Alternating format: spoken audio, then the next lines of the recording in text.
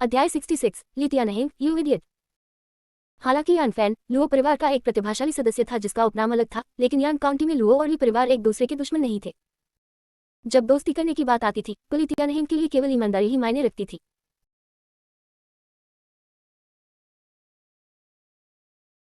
Luo Bing ने यान fan से ये भी कहा, भविष्य में अगर आपको कोई परेशानी हो तो सीधे मेरे पास आना। लुओ बिंग ने यान फैन से ये भी कहा, भविष्य में अगर आपको कोई परेशानी हो तो सीधे मेरे पास आना।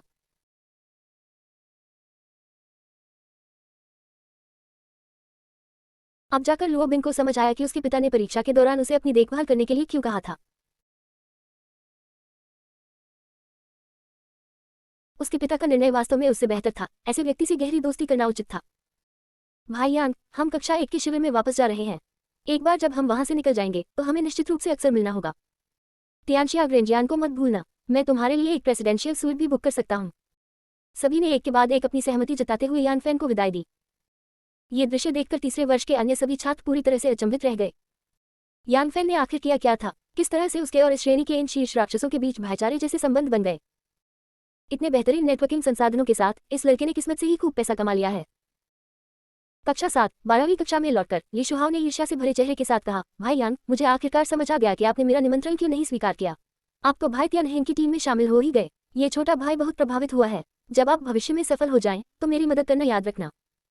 भाई ली, थोड़ी देर में मुझसे थोड़ी दूरी बनाए रखना। क्यों?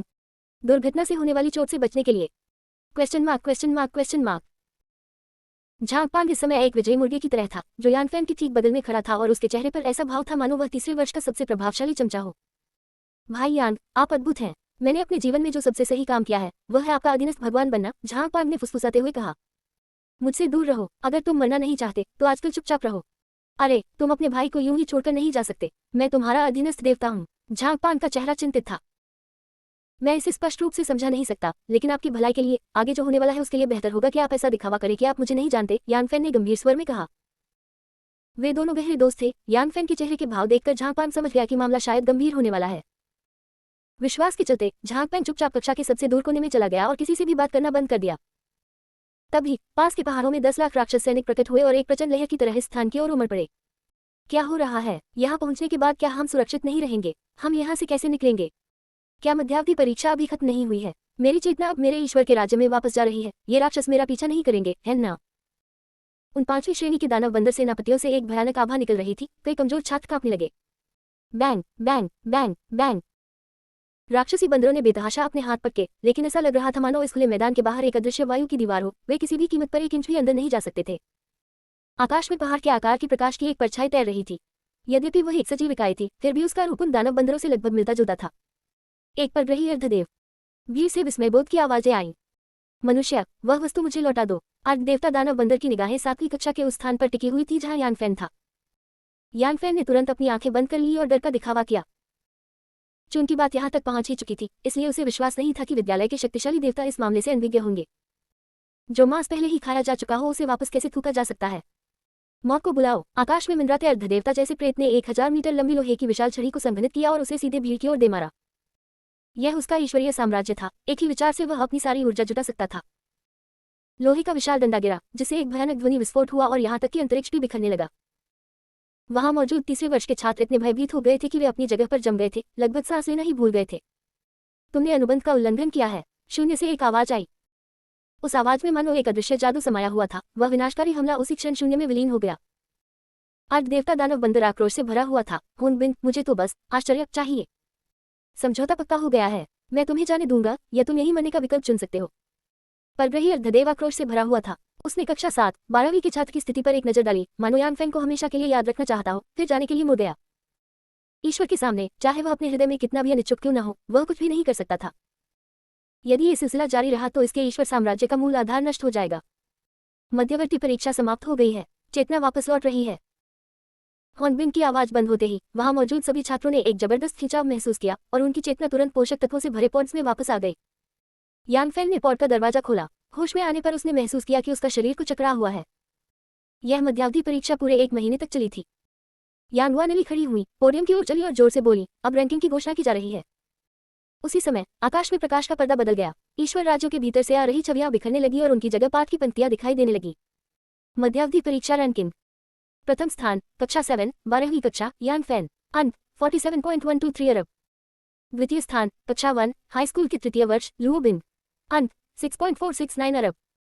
तीसरा स्थान कक्षा 1 हाई स्कूल के तीसरे वर्ष का छात्र ली तियानहेंग, अंक 6.023 अरब। चौथा स्थान ... कोट। जैसे ही रैंकिंग की घोषणा हुई पूरा खेल का मैदान शांत हो गया। स्पष्ट शब्दों में कहें तो पहली पंक्ति देखने के बाद उन्होंने आगे पढ़ना बंद कर दिया। क्या हो रहा है? यान फैन पहले स्थान पर है। उसने आखिर किया क्या उसने किसी अर्ध देवता के अड्डे पर धावा बोल दिया? पल भर में सभी के मन में एक विचार आया। क्या यही वह व्यक्ति हो सकता है जिसने उन राक्षसी जानवरों को पागल कर दिया हो?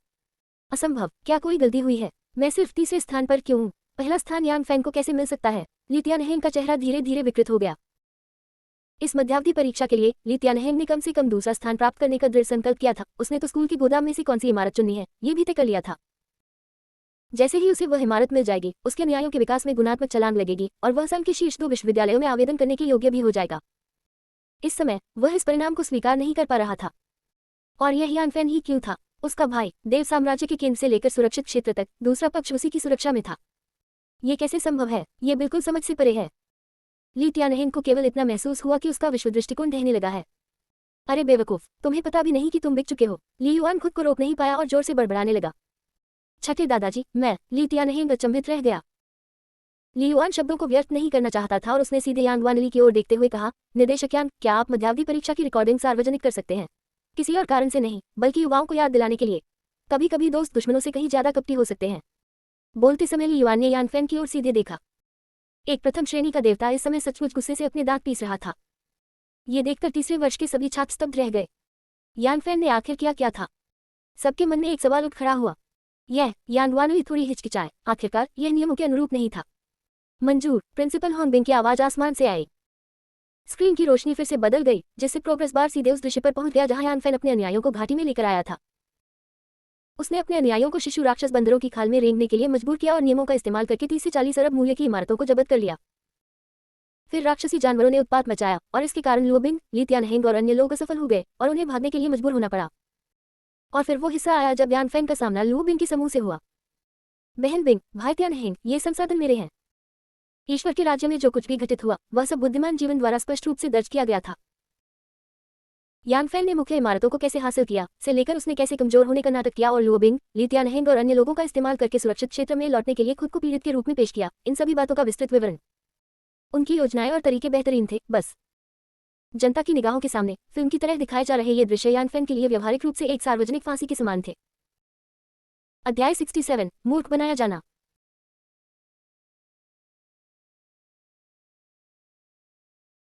यान फैन ने गहरी सांस ली, अपना सिर नीचे किया और बिना किसी की ओर देखे वहीं खड़ा रहा। कहावत के अनुसार जब तक मुझे शर्मिंदगी नहीं होती, शर्मिंदगी तो किसी और को होती है। यान भाई, इसमें कोई हैरानी की बात नहीं कि तुमने मुझे तुमसे दूर रहने को कहा था, है ना? क्या हम दोनों अब से स्कूल में गली पार करते चूहों की तरह नहीं हो जाएंगे? झांगपांग इतना डर गया था कि उसका चेहरा पीला पड़ गया। उसके बड़े भाई ने तो स्कूल के 10 सबसे प्रतिभाशाली छात्रों को बेवकूफ बना दिया था। दिक्कत ये थी कि वो इसमें कामयाब भी हो गया था। ये वाकई प्रभावशाली था, लेकिन इसके परिणाम बहुत गंभीर थे। इनमें से कौन ऐसा व्यक्ति नहीं था जो शक्तिशाली हो और असाधारण पृष्ठभूमि से समर्थित हो? ये कल्पना करना कठिन था कि वे अपने हाई स्कूल जीवन का शेष समय कैसे बिताएंगे। प्लेबैक खत्म होने के बाद ली युआन ने ली तियानहेंग को घूरते हुए कहा, अरे बेवकूफ, मेरे लिए परिवार ने तुम्हारे जैसे निकम्मे को कैसे जन्म दिया? और तुम्हें तो प्रथम श्रेणी का प्रतिभाशाली कहा जाता है। मेरा मन करता है कि तुम्हें वापस तुम्हारी माँ के गर्भ में डाल दूं। ली युआन लगातार गालियां देता रहा। उसे अपनी देवता वाली छवि की बिल्कुल भी परवाह नहीं थी। कोई और रास्ता नहीं था। ये बहुत ही शर्मनाक था। अपनी प्रतिभा को बिकते हुए और साथ ही दूसरे पक्ष को पैसे गिनने में मदद करते हुए देखकर ली युआन सचमुच वहीं छिप जाना चाहता था। जब भी ली तियानहेंग पर रही दिव्य साम्राज्य में यान फैन को भाई कहकर पुकारता था तो उसे ऐसा लगता था मानो वह अपने ही चेहरे पर थप्पड़ मार रहा हो। ये सिर्फ ली तियानहेंग की बात नहीं थी, लुओ बिंग और टीम के अन्य 5 सदस्य भी बेहद बदसूरत दिख रहे थे। वे स्वयं को युवा पीढ़ी के नेता, स्वर्ग के गौरवशाली पुत्र होने पर गर्व करते थे। और नतीजा, मूर्ख बन जाना। धिक्कार है यान फैन, बस तुम इंतजार करो। ली परिवार के गुस्सैल स्वभाव वाले प्रतिभाशाली व्यक्ति के चेहरे पर विकृत भाव थे। ठीक इसी क्षण ली तियानहेंग हिल गया। उसने भीड़ की निगाहों की परवाह नहीं की और सीधे यान फैन की ओर चल पड़ा। वह यान फैन के ठीक आधा मीटर आगे पहुंचकर ही रुका। बहुत बढ़िया, मुझे तुम याद आ गए। बैंग, ली तियानहेंग ने तुरंत एक मुक्का मारा जो सीधे यान फैन की छाती पर लगा। इस दौरान अपने दिव्य साम्राज्य के विकास के बाद यान फैन की प्रतिक्रिया गति भी अब कमजोर नहीं रही। उसने अपने हाथों को आपस में जोड़कर अपनी छाती के सामने बचाव किया। यान फैन ने केवल इतना महसूस किया कि एक जबरदस्त बल उसकी बाहों से उसके पूरे शरीर में प्रवाहित हो रहा है और वह पूरी तरह से पीछे की ओर उड़ गया। इतनी जबरदस्त शक्ति, मेरा दाहिना हाथ तो टूट ही गया है। यान फैन दर्जनों मीटर पीछे हट गया, उसके चेहरे पर गंभीरता छाई हुई थी। सिर्फ एक ही बार से उसे पता चल गया कि उसके दिव्य साम्राज्य और दूसरे पक्ष के साम्राज्य के बीच अभी भी बहुत बड़ा अंतर है। बस करो, ये स्कूल है, निजी झगड़ों का स्थान नहीं। यान वानली ने बीच में हस्तक्षेप किया। जल्दी वापस आओ, तुम शर्मनाक प्राणी। ली युआन किसी अज्ञात समय पर लिटियानहेम के पास पहुंच गया, उसका कंधा पकड़ा और वहां से गायब हो गया। यान फैन और लुओबिंग यही रुके, बाकी सब जा सकते हैं। शीर्षों के लिए पुरस्कार उनके संबंधित दिव्य राज्यों में भेज दिए जाएंगे। यान वानली ने हाथ हिलाया। कई छात्र यान फैन के पास से गुजरे, उनकी आंखों में तिरस्कार, प्रशंसा, विस्मय और यहां तक कि भय के भाव भी थे। अप्रत्याशित रूप से कक्षा 7 और 12वीं के विद्यार्थियों को एक ऐसा निर्दयी व्यक्ति मिल गया, उन्हें भविष्य में उससे दूर रहना होगा। यदि उन्होंने इस व्यक्ति के साथ सहयोग किया तो हो सकता है कि उन्हें तब तक खाया जाए जब तक कि हड्डियों का एक टुकड़ा भी न बचे। शेर को खाने के लिए सुअर की भूमिका निभाने में तुमने कमाल कर दिया। अफसोस है कि मैंने तुम्हें इतने दिनों तक भाई कहकर पुकारा। जब समय मिले तो चलो दिव्य राज्य के युद्ध क्षेत्र के लिए आवेदन करें और अभ्यास करें। मुझे भी, हालांकि तुम मेरे लुओ परिवार से हो, लेकिन तुमने मेरे साथ इस तरह का व्यवहार करने की हिम्मत की, मुझे तुम्हारी याद आ गई। यान भाई, मैं आपके भाईचारे के स्नेह को अच्छी तरह याद रखूंगा। मुझे आशा है कि आपको भविष्य में इसका पछतावा नहीं होगा। जब टीम के बाकी 5 सदस्य यान फैन के पास से गुजरे तो उन सभी ने उसके कंधे पर थपथपाया, लेकिन इस समय उनकी आंखों में भाईचारे का स्नेह नहीं था, बल्कि खतरे का एक अंश दिखाई दे रहा था। बचपन से लेकर वयस्कता तक ये पहली बार था जब उन्होंने इतना बड़ा नुकसान झेला था। यान फैन सचमुच शातिर था। सुरक्षा मांगने की बात करना तो बस उन्हें बलि का बकरा बनाना था। अगर उन्होंने उस समय किनारे पर बैठने का विकल्प चुना होता तो सुरक्षित क्षेत्र में भागते समय निश्चित रूप से सभी को इतने बड़े प्रतिरोध का सामना नहीं करना पड़ता और शायद यह व्यक्ति बहुत पहले ही एलियन डेमिगॉड द्वारा मारा गया होता। यह मध्यावधि परीक्षा केवल सबकी ताकत का इस्तेमाल करके अकेले अपने लक्ष्य को हासिल करने का एक प्रयास था। वह अपने प्रतिद्वंद्वी के ठिकाने पर कब्जा करने के लिए छोटी मोटी चालों का सहारा लेता है और चीजों को संभालने के अपने निर्लज, असीमित तरीके का इस्तेमाल करके उन्हें जानवरों की लहर का मुकाबला करने में मदद करने के लिए बरगलाता है। ऐसा निर्दयी, अधर्मी और निर्मम व्यक्ति निश्चित रूप से पूरे स्कूल का सार्वजनिक शत्रु था। बहुत जल्द पूरे खेल के मैदान में केवल यान फैन और लुओबिंग ही बचे थे। झोंगीवान टावर के मालिक वान सांकियान अभी तक वहां से गए नहीं थे, बल्कि यान फैन को बड़ी दिलचस्पी से देख रहे थे। बच्चे, आज के बाद तुम यान काउंटी में मशहूर हो जाओगे। वान सांकियान हंस पड़ी।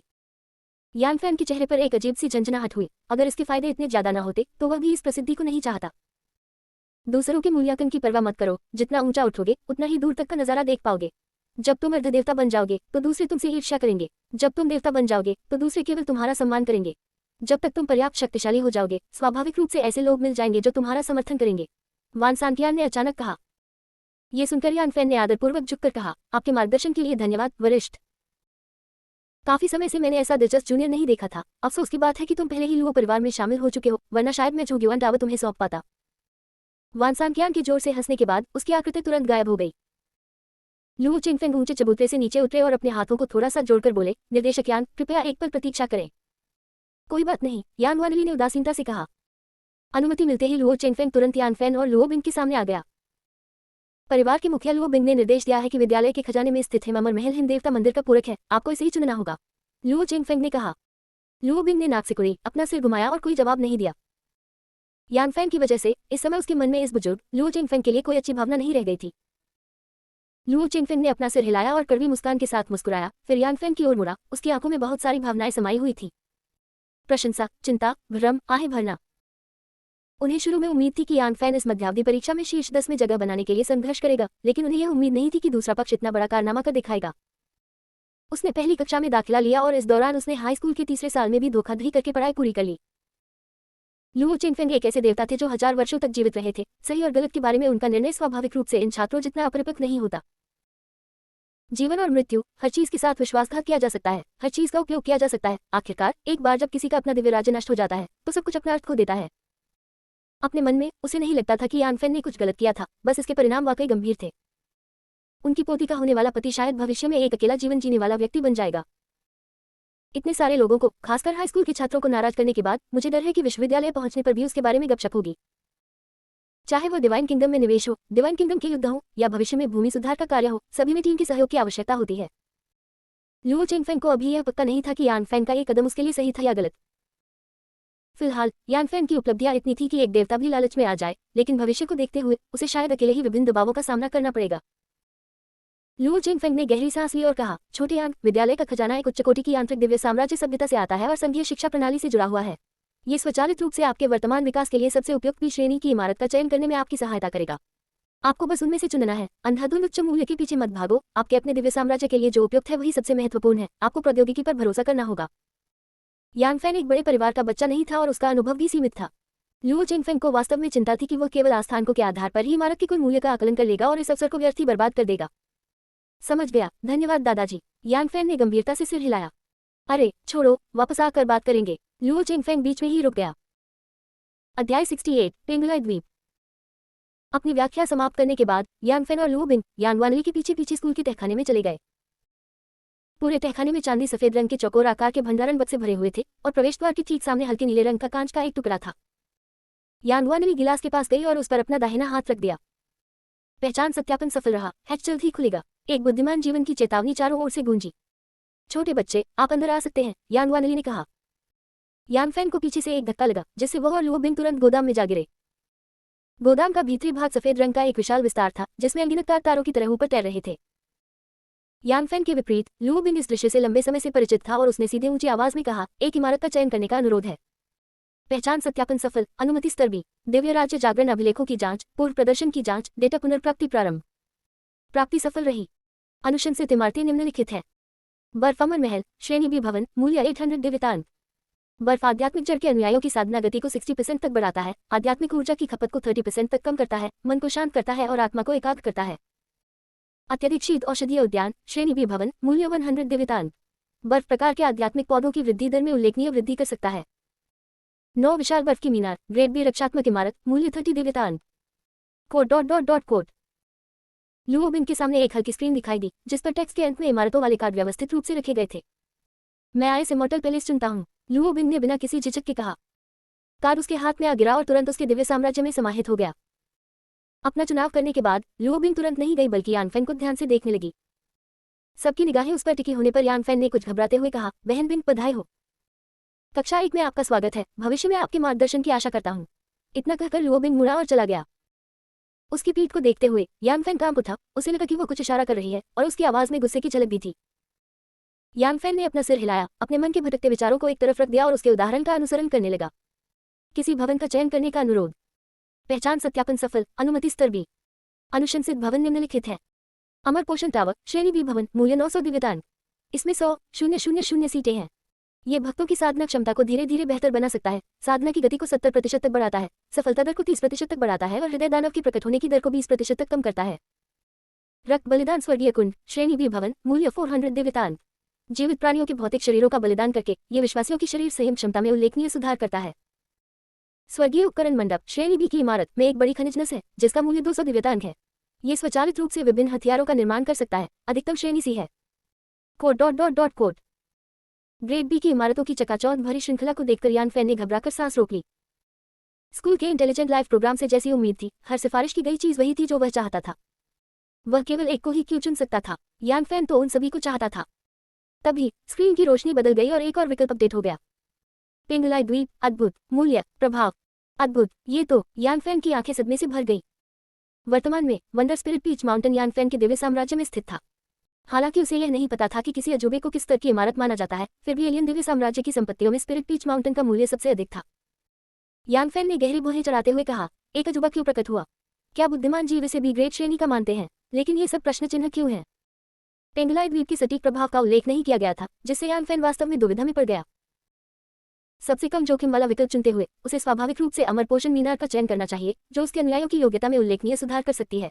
यही वह इमारत थी जिसकी उसके दिव्य राज्य को इस समय सबसे अधिक आवश्यकता थी। लेकिन क्या उन्होंने इस दौरान जोखिम कम उठाए थे? चूंकि यह वस्तु चयन बॉक्स में दिखाई दी, इससे ये साबित हुआ कि पेंगुलाई द्वीप भी उनके दिव्य साम्राज्य के लिए उपयुक्त था। किस्मत जोखिम लेने वालों का साथ देती है। यांग फैन ने अब और संकोच नहीं किया और पेंगुलाई द्वीप को चुना। शिक्षण भवन के अंदर यांग वानली हॉर्नबिल के पीछे चुपचाप दस्तावेज पकड़े खड़ी थी। गोदाम की एक छवि दीवार पर प्रदर्शित हो रही थी और यांग फैन के बदलते भाव स्पष्ट रूप से दिखाई दे रहे थे। प्रिंसिपल जी, यह नियमों के अनुसार नहीं है। अद्भुत इमारतों में भी पेंगुलाई द्वीप एक दुर्लभ वस्तु है। इसका मूल्य कम से कम 5000 दिव्यतांक है और आप इसे एक विद्यार्थी को दे रहे हैं। यांग वानली के चेहरे पर इस नुकसान का हल्का सा दर्द झलक रहा था। पेंगुलाई द्वीप में दिव्य राज्य के निर्देशांकों को छिपाने की क्षमता है। इस लड़के ने परीक्षा में बहुत अधिक अंक प्राप्त कर लिए हैं और इसका कोई पूर्व अनुभव नहीं है। हो सकता है कि यह इस धन को संभाल न पाए। हॉर्नबिल ने स्क्रीन पर यांग फैन को रुचि से देखा। यांग वानली ने जवाब देते हुए कहा, संघीय कानूनों के लागू होने के साथ जब तक वह स्नातक नहीं हो जाता, कोई भी कदम उठाने की हिम्मत नहीं करेगा। मानव जाति शायद ऐसा करने की हिम्मत न करे, लेकिन परग्रही जातियों का क्या? प्रिंसिपल, आपका मतलब है? समस्या कमी नहीं, बल्कि असमानता है। इस लड़के ने बहुतों को नाराज किया है। अगर उनमें से कोई दुर्भावना रखता है तो वह यान फैन के दिव्य साम्राज्य के निर्देशांक प्राप्त करने और उन्हें परग्रही जातियों को लीक करने का रास्ता खोज सकता है। असंभव, ये राजद्रोह का अपराध है। एक बार पता चलने पर इससे पूरा परिवार फंस जाएगा। यान वानली चौंक गया, उसकी आंखों में अविश्वास झलक रहा था। मानव जाति में स्वाभाविक रूप से कुछ भ्रष्ट तत्व मौजूद थे और प्रतिबंधों के बावजूद दूसरों के दिव्य राज्य की संपत्तियों की अवैध लूटपाट जारी थी। लेकिन अगर इसमें किसी परग्रही जाति का हाथ होता तो एक बार पता चलने पर संघीय सरकार की प्रवर्तन टीमें निश्चित रूप से सतर्क हो जाती। उस समय न केवल व्यक्ति बल्कि पूरा परिवार भी दोषी ठहराया जाता। मैं 3000 साल तक मोर्चे पर रहा, मैंने क्या नहीं देखा। मानव जाति में ऐसे कई नीच लोग हैं। हॉर्नबिल ने ठंडी सांस ली, उसकी आंखों में निर्मलता की एक झलक दिखाई दी। मैं इस बच्चे के बारे में बहुत अच्छी राय रखता हूँ। पेंगलाई द्वीप को स्कूल की ओर से एक निवेश माना जाएगा। ये संयोगवश उसी स्पिरिट पीच माउंटेन से मेल खाता है जिसे उसने हासिल किया है। मुझे उम्मीद है कि यह लड़का भविष्य में एक उच्च कोटि का देवता बनेगा और हमारी मानव जाति की रक्षा करेगा। ये सुनकर यान वानली ने पूछे बिना नहीं रह सकी, जब प्रधानाचार्य उनके बारे में इतनी अच्छी राय रखते हैं तो आपने उनके प्रति इतनी नफरत क्यों पैदा की? यान वानली ने शुरू में सोचा था कि यान फैन को पूरे स्कूल के सामने कोड़े मारकर उसके प्रधानाचार्य भी यान फैन के काम करने के तरीके को नीचा समझते हैं। उनके प्रति उच्च सम्मान की भावना कैसे विकसित हुई? बिना दबाव के योगा कैसे सुधार कर सकते हैं? हॉर्नबिल के गरिमा में चेहरे पर इस क्षण एक शरारती मुस्कान की झलक दिखाई दी। प्रिंसिपल, ओ प्रिंसिपल, कृपया इन हाई स्कूल के छात्रों को प्रशिक्षित करने के लिए सैन्य पद्धतियों का उपयोग करना बंद करें। हम पर काम का दबाव बहुत अधिक है। यान वानली ने मन ही मन शिकायत की। ... यान सिटी विला में लौटते ही जैसे ही उसने दरवाजे से प्रवेश किया, यान फैन ने लुओरो का चेहरा देखा जो पीला पड़ गया था और चिंता से भरा हुआ था। पतिदेव, आपने क्या किया? क्या हुआ? यान फैन ने थोड़ा भौहें चढ़ा ली। मुझे अभी अभी कई संदेश मिले हैं। कुछ तुम्हारे सहपाठियों के हैं और कुछ मेरे लुओ परिवार के देवताओं या यहाँ तक कि वरिष्ठ देवताओं के हैं। वे सभी पूछ रहे हैं कि क्या तुम इस बार हासिल की गई इमारतों का व्यापार करने का इरादा रखते हो? लुओरो ने समझाया। अचानक इतने सारे संदेश मिलने पर, जिनमें कुछ शक्तिशाली देवताओं के भी थे, लुओरो घबरा गई थी और अब तक उसने उनमें से किसी का भी जवाब देने की हिम्मत नहीं की थी। यान फैन ने जवाब दिया, बस ऐसा दिखावा करो कि तुमने उन्हें देखा ही नहीं। अब जबकि उन्हें लुओ परिवार का समर्थन प्राप्त था और संघीय कानून लागू थे, उन्हें विश्वास नहीं था कि वे देवता इतने निर्लज होंगे कि सीधे उन पर हमला करेंगे। जहां तक व्यापार करने की बात है तो उसे पहले यह अध्ययन करना होगा कि इन इमारतों और वंडर का वास्तव में क्या प्रभाव पड़ता है। ये सोचकर यान फैन तुरंत ऊपर गया और अपना दरवाजा बंद कर लिया ताकि कोई उसे परेशान न करे। अध्याय 69, ईश्वरीय आशीर्वाद के लिए कृतज्ञता। B grade building monkey wine spring, मूल्य 2 बिलियन फेथ पॉइंट्स, खरीदने की अनुमति नहीं है। आध्यात्मिक फलों का उपयोग करके मंकी वाइन बनाएं। ये वाइन स्वभाव से सौम्य है और इसमें शुद्ध आध्यात्मिक शक्ति समाहित है। इसका सेवन करने से शरीर शुद्ध होता है, अशुद्धियां दूर होती है और साधना क्षमता में थोड़ा सुधार होता है। साथ ही यह अल्पकाल में समझ को काफी हद तक बढ़ा सकता है, जिससे उपयोगकर्ता के लिए साधना तकनीकों को समझना और बाधाओं को दूर करना आसान हो जाता है। पर्याप्त आध्यात्मिक फलों के साथ दिव्य साम्राज्य हर 30 साल में बंदर की शराब की 100 बोतलें उत्पन्न कर सकता है। मंकी वाइन, विक्रय मूल्य 1 मिलियन फेथ पॉइंट्स, मॉल में खरीद के लिए उपलब्ध है। बी ग्रेड स्पिरिट प्लांट पेंताओ वृक्ष, मूल्य 1 अरब आस्थान, खरीदने की अनुमति नहीं है। ये 3000 वर्षों में खिलता है, 3000 वर्षों में फल देता है और 3000 वर्षों में परिपक्व होता है। एक परिपक्व पेंताओ जीवन को 1000 साल तक बढ़ा सकता है। एक पेंताओ की कीमत 100 मिलियन फेथ पॉइंट्स है, खरीदने की अनुमति नहीं है। विशेष भवन ज्ञानोदय पत्थर, विशिष्ट जानकारी देखने की अनुमति नहीं है। आश्चर्य, स्पिरिट पीच माउंटेन, विशिष्ट जानकारी देखने की अनुमति नहीं है। आश्चर्यजनक, पेंगलाई द्वीप, विशिष्ट जानकारी देखने की अनुमति नहीं है। इंटेलिजेंट लाइफ द्वारा भेजे गए संदेशों को देखकर यान फैन दंग रह गया। उनकी मौजूदा स्थिति को देखते हुए वे वास्तव में विशिष्ट जानकारी नहीं देख सकते थे। एक दिव्य प्राणी होने के नाते ये समझ में आता था कि उनके पास भी ग्रेड इमारतों को खरीदने की अनुमति नहीं थी, लेकिन निश्चित रूप से उन्हें इन इमारतों का विवरण देखने का अधिकार होना चाहिए था। ये तो ज्ञान प्राप्त करने की योग्यता भी नहीं है। ये क्या है? ये चीजें अभी मेरे दिव्य राज्य में मौजूद हैं, क्या आप मुझसे उम्मीद करते हैं कि मैं इन्हें खुद ही समझ लूं? यान फैन ने शिकायत की। Beep beep beep. तीसरे स्तर के देवता द्वारा आपके पक्ष में गवाही दिए जाने के साथ संघीय नागरिक यान फैन की पहचान संबंधी अनुमतियां बढ़ा दी गई हैं। अब उपरोक्त जानकारी देखी जा सकती है। इंटेलिजेंट लाइफ की आवाज तेजी से सुनाई दी। ये सुनकर यान फैन का चेहरा भी उतना ही हैरान रह गया। तीसरे दर्जे का देवता मेरे लिए गवाही दे रहा है, वह कौन है? यान फैन ने मन ही मन सोचा।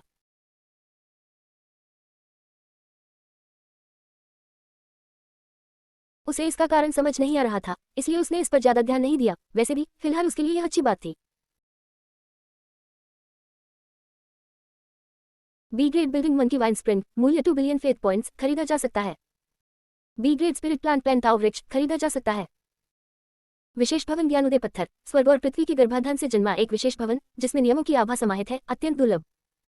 जहां यह विद्यमान होता है वहां यह ज्ञानोदय का क्षेत्र बना सकता है।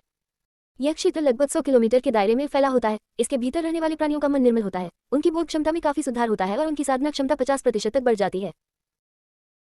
इस क्षेत्र में लंबे समय तक रहने से न केवल साधना तकनीकों को समझने और क्षेत्रों में सुधार करने में मदद मिलती है, बल्कि विभिन्न कौशलों में महारत हासिल करने और उनका विश्लेषण करने की प्रक्रिया भी तेज होती है।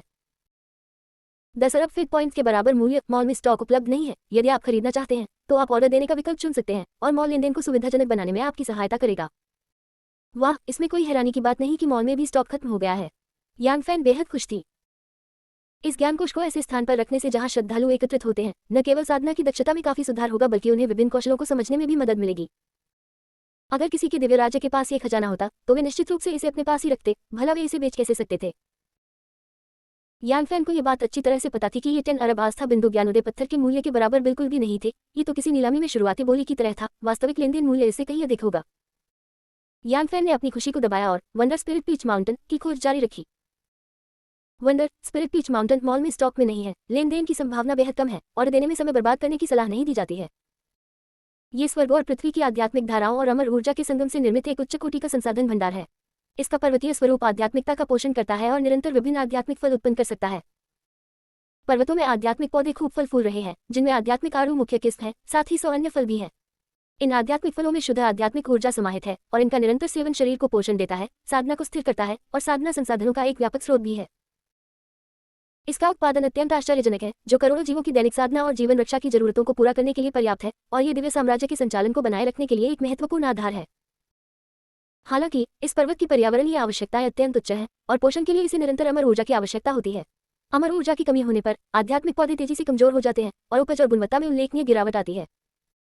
मूल्यांकन अत्यंत विशाल संसाधन केंद्र, दीर्घकालिक रणनीतिक आपूर्ति क्षमता से युक्त। यांग फैन चुप था, यांग फैन हैरान था, यांग फैन खुश था। अंततः उसे समझ में आ गया कि उस अलौकिक दिव्य साम्राज्य में आध्यात्मिक फलों की इतनी सारी आपूर्ति लाइनें क्यों थी, फिर भी उनकी रक्षा करने वाले वानर सैनिकों की संख्या इतनी कम क्यों थी। इसका सीधा सा कारण यह था कि पूरे दिव्य राज्य में हर जगह अत्यधिक संसाधन जमा हो गए थे और उनकी रक्षा के लिए विश्वासियों को भी नहीं भेजा गया था। स्पिरिट पीच माउंटेन के वहां मौजूद होने के कारण इस एलियन डेमिगॉड को इन आध्यात्मिक फलों के संसाधनों की बिल्कुल भी परवाह नहीं थी। उन्हें हर जगह ढेर करना केवल इसलिए था ताकि उसके अनुयायी जब चाहे तब उन्हें खा सके। यांग फैन ने गहरी सांस ली। इस समय उसे वास्तव में अपने माथे पर ठंडे पसीने के आने का एहसास होने लगा था। इस चमत्कार के महत्व को समझने के बाद यांग फैन को लगा कि यह फसल बहुत बड़ी थी, इसलिए इसमें कोई आश्चर्य नहीं कि देवता उस पर ध्यान देंगे। धिक्कार है, परीक्षा लाइव स्ट्रीम के माध्यम से क्यों आयोजित की जा रही है? क्या कोई मुझे निशाना बना रहा है? संघीय सरकार के बुद्धिमान जीवन के अलावा मेरे दिव्य राज्य के निर्देशांक किसी को नहीं पता होने चाहिए, लेकिन क्या देवताओं के पास मुझे खोजने के अन्य तरीके हो सकते हैं? संघीय सरकार के कानून का देवताओं पर वास्तव में कितना प्रतिबंध है? यांग फैन के मन में एक के बाद एक कई सवाल उठने लगे। अपार खुशी ने उसके दिमाग को भ्रमित नहीं किया, बल्कि इसने उसे खतरे का एहसास कराया। छोड़ो इसे, दुर्भाग्य और सौभाग्य परस्पर निर्भर हैं। वह धन जो देवताओं को भी ललचाता, मैंने ले लिया है, अब भला सब कुछ आसान कैसे हो सकता है? यांग फैन ने मन ही मन कहा और विद्यालय के गोदाम से प्राप्त अद्भुत पेंगलाई द्वीप का अध्ययन करने लगा। आश्चर्यजनक, पेंगलाई द्वीप दुर्लभ आश्चर्य, पिछले 100 वर्षों से मॉल में कोई लेनदेन रिकॉर्ड नहीं है। स्वर्ग और पृथ्वी के नियमों द्वारा स्वाभाविक रूप से उत्पन्न हुई ये पौराणिक पवित्र भूमि एक स्वतंत्र रूप से संचालित अमरपथ प्रणाली से युक्त है। ये द्वीप निरंतर अमर ऊर्जा प्राप्त कर सकता है, जो स्व उत्पादक और स्वस्थायी, अनंत और निरंतर है। बाहरी आपूर्ति की आवश्यकता के बिना यह एक अत्यंत दुर्लभ स्वसंचारी साधना पवित्र भूमि है।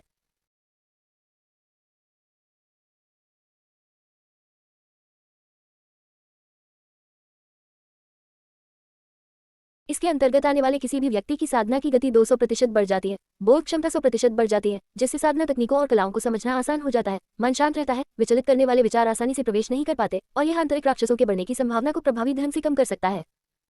इसके अतिरिक्त पेंगलाई द्वीप में स्थानिक परिरक्षण और नियम अवरोधन की विशेषताएं हैं। जिस दिव्य साम्राज्य में ये स्थित है, वहां का अंतरिक्ष व्यवस्थित है और निर्देशांक निश्चित है, जो प्रभावी रूप से अनुमानों को रोक सकते हैं। दिव्य साम्राज्य के निर्देशांकों के उजागर होने के जोखिम को काफी हद तक कम कर सकते हैं और इसमें अत्यंत उच्च रणनीतिक गोपनीयता मूल्य है।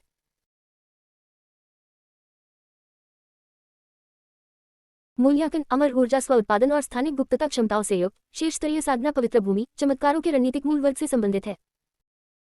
पेंगलाई द्वीप के परिचय को देखकर यांग फैन को यह आभास हुआ कि शायद वह नियति की संतान है। जिस भी बात को लेकर वह अभी चिंतित था, उसका समाधान तुरंत मिल गया। दिव्य साम्राज्य के निर्देशांकों में हस्तक्षेप करने में सक्षम होना। हालांकि यांग फैन को इसकी विशिष्ट शक्ति के बारे में स्पष्ट जानकारी नहीं थी, लेकिन मॉल द्वारा इसे रणनीतिक कोड श्रेणी के चमत्कार के रूप में मूल्यांकित किया जाना निश्चित रूप से असाधारण है। वह फिलहाल सिर्फ एक दिव्य प्राणी था, भले ही उसे किसी देवता द्वारा निशाना बनाया जाता, दूसरा पक्ष इतना शक्तिशाली नहीं हो सकता था। यांग फैन ने अनुमान लगाया कि जब तक वह सक्रिय रूप से अपने निर्देशांकों का खुलासा नहीं करता, तब तक निम्न स्तर के देवता संभवतः उसके दिव्य साम्राज्य का पता नहीं लगा पाएंगे। इसके अलावा पेंगुलाई द्वीप अमर ऊर्जा का उत्पादन भी कर सकता था। क्या ये स्पिरिट पीच माउंटेन के लिए पूरक नहीं था? बहुत बढ़िया, पेंगुलाई द्वीप को चुनना इससे बेहतर और कुछ नहीं हो सकता था। सब कुछ समझ लेने के बाद यानफेन का दिमाग जागृत हुआ और उसकी दिव्य चेतना तुरंत दिव्य साम्राज्य में उतर गई। अगले ही पल आकाश और पृथ्वी हिल उठे। दिव्य राज्य की भूमि, जो अभी भी कुछ हद तक खाली थी, ऐसा प्रतीत हो रहा था मानो किसी अदृश्य विशाल हाथ द्वारा उसका स्वरूप बदल दिया गया हो। वह शून्य फट गया और एक अमर द्वीप धीरे धीरे नीचे उतर आया। बादलों का सागर उमड़ पड़ा और 10,000 झांक तक प्रकाश की किरणें चमक उठी। पूरा द्वीप अमर धुंध से ढका हुआ था, जमीन को छुए बिना ही इसने अपनी एक अलग दुनिया बना ली थी। पेंगुलाई द्वीप का निर्माण हुआ। इसके केंद्र से अमर ऊर्जा का निरंतर प्रवाह उमड़ रहा था, जो ज्वार की तरह चारों दिशाओं में फैल रहा था। पल भर में पूरे दिव्य साम्राज्य की जीवन शक्ति अचानक बढ़ गई। हवा अतुलनीय रूप से घनी हो गई। इसके तुरंत बाद पेंगुलाई द्वीप पर आध्यात्मिक ऊर्जा का प्रवाह हुआ और जमीन से एक विशाल पर्वत उठ खड़ा हुआ। पर्वत का शरीर क्रिस्टलीय था और उससे आध्यात्मिक प्रकाश प्रवाहित हो रहा था। पर्वत पर पौधे बेतहाशा बढ़ रहे थे, आध्यात्मिक आड़ू बहुतायत में थे और 100 फल एक साथ उगाए थे। घनी आध्यात्मिक ऊर्जा धुंध में बदल गई, जो पहाड़ों के बीच अनंत रूप से बहती रही। स्पिरिट पीच माउंटेन का निर्माण हुआ। अगले ही पल आड़ू के पहाड़ की तलहटी में मौजूद दरारों से शराब के 2 झरने फूट निकले। झरने का पानी अंबर की तरह सुनहरा था, उसकी सुगंध चारों ओर फैली हुई थी और वह आध्यात्मिकता से परिपूर्ण था। उसकी आभा के मात्र प्रसार से ही आसपास के प्राणियों का रक्त तल्लीन हो जाता था और उनकी दिव्य चेतना जागृत हो जाती थी। मन की वाइन स्प्रिंग प्रकट हो। उसी समय आकाश और पृथ्वी कांप उठे और एक विशालकाय आदिम पत्थर धीरे धीरे पेंगुलाई द्वीप पर आ गिरा। जैसे ही यह जमीन पर उतरा, अदृश्य लहरों का एक घेरा फैल गया, जिसने सुमील के दायरे को कवर कर लिया। ज्ञान का पत्थर दबाओ। दिव्य राज्य में रहने वाले सभी जीव इस समय अवचेतन रूप से आकाश में स्थित विशाल द्वीप की ओर देख रहे थे और जमीन पर घुटने टेककर बैठे थे। ईश्वरीय आशीर्वाद के लिए धन्यवाद, सभी विश्वासियों ने एक स्वर में कहा। पेंगुलाई द्वीप के प्रकट होते ही दिव्य राज्य के सभी जानवरों और पौधों को एक अवर्णनीय आराम का अनुभव हुआ। उनके शरीर अतुलनीय रूप से आरामदायक हो गए, मानो वे हर पल एक आध्यात्मिक झरने में भीगे हुए हों। वास्तविक दुनिया में यानफेन को भी अपने शरीर में झुंझुनी महसूस हुई। ये दिव्य साम्राज्य के वातावरण में हुए बदलाव के बाद उत्पन्न होने वाली प्रतिक्रिया थी। अध्याय 70। बलवान लोग हमेशा से अकेले रहे हैं। ये सब खत्म करने के बाद शाम हो चुकी थी। यानफेन अपने दिव्य क्षेत्र में अपनी संपत्ति व्यवस्थित करने और फिर खरीदारी के लिए मॉल जाने ही वाला था, तभी उसे लुओ चेंगफेंग का एक संदेश मिला। लिटिल यान, चलो वर्चुअल वर्ल्ड में मिलते हैं। यानफेन ने देरी करने की हिम्मत नहीं की और तुरंत हेलमेट पहन लिया। कमरे के अंदर लुओ चेंगफेंग के चेहरे पर कुछ अप्रिय भाव थे। दादाजी, यानफेन ने कहा। यानफेन को देखकर लुओ चेंगफेंग का चेहरा कुछ नर्म पड़ गया। इस मध्यावधि परीक्षा से पहले, क्योंकि तुमने असंख्य आत्माओं की उत्पत्ति में वापसी की विधि को प्रमुख उपलब्धि स्तर तक समझ लिया था, मैं परिवार के मुखिया से मिलने गया था। उन्होंने वादा किया है कि अगर तुम शीर्ष 10 में आ गए तो वे तुम्हारे लिए प्रथम श्रेणी की प्रतिभाशाली साधना पद के लिए बड़ों की बैठक बुलाएंगे। अब स्थिति क्या है? लुओ चेंगफेंग के चेहरे के भाव देखकर यानफेन ने अनुमान लगाया कि परिणाम अच्छा नहीं होगा। बुजुर्गों की बैठक अभी अभी समाप्त हुई और अंततः प्रस्ताव पारित नहीं हुआ। लुओ चेंगफेंग ने आह भरी, उनके चेहरे पर कुछ अनिच्छा के भाव थे। अंतिम परीक्षा परिणामों के अनुसार यानफेन ने अपने लक्ष्य से कहीं बेहतर प्रदर्शन किया, लेकिन उसके द्वारा अपनाए गए तरीके अत्यधिक अवसरवादी और कुछ हद तक शर्मनाक थे।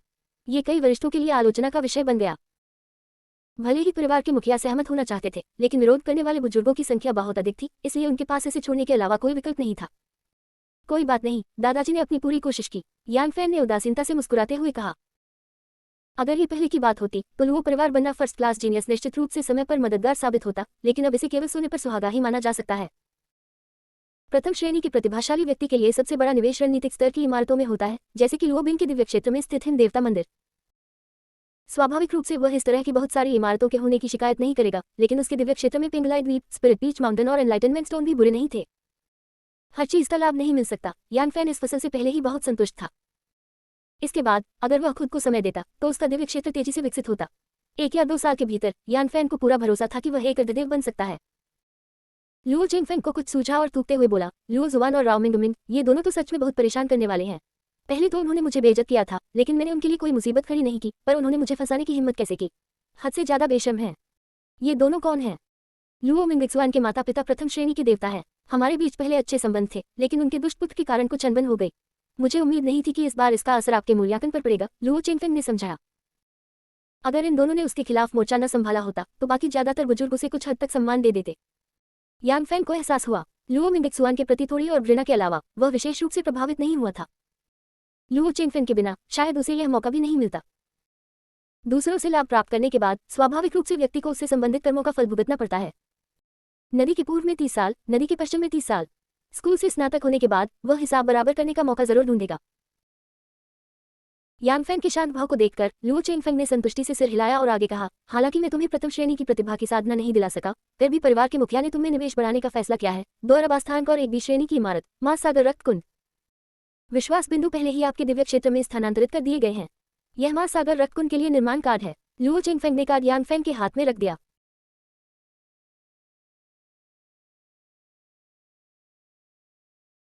ये देखकर कि दूसरी पार्टी ने एक बार फिर उसके लिए निवेश हासिल कर लिया है, यानफेन ने पूछा, दादाजी, स्कूल ने मुझे 10 अरब आस्थान दिए हैं, शायद मैं रू ए को उसके दिव्य क्षेत्र की मरम्मत में मदद कर सकूं।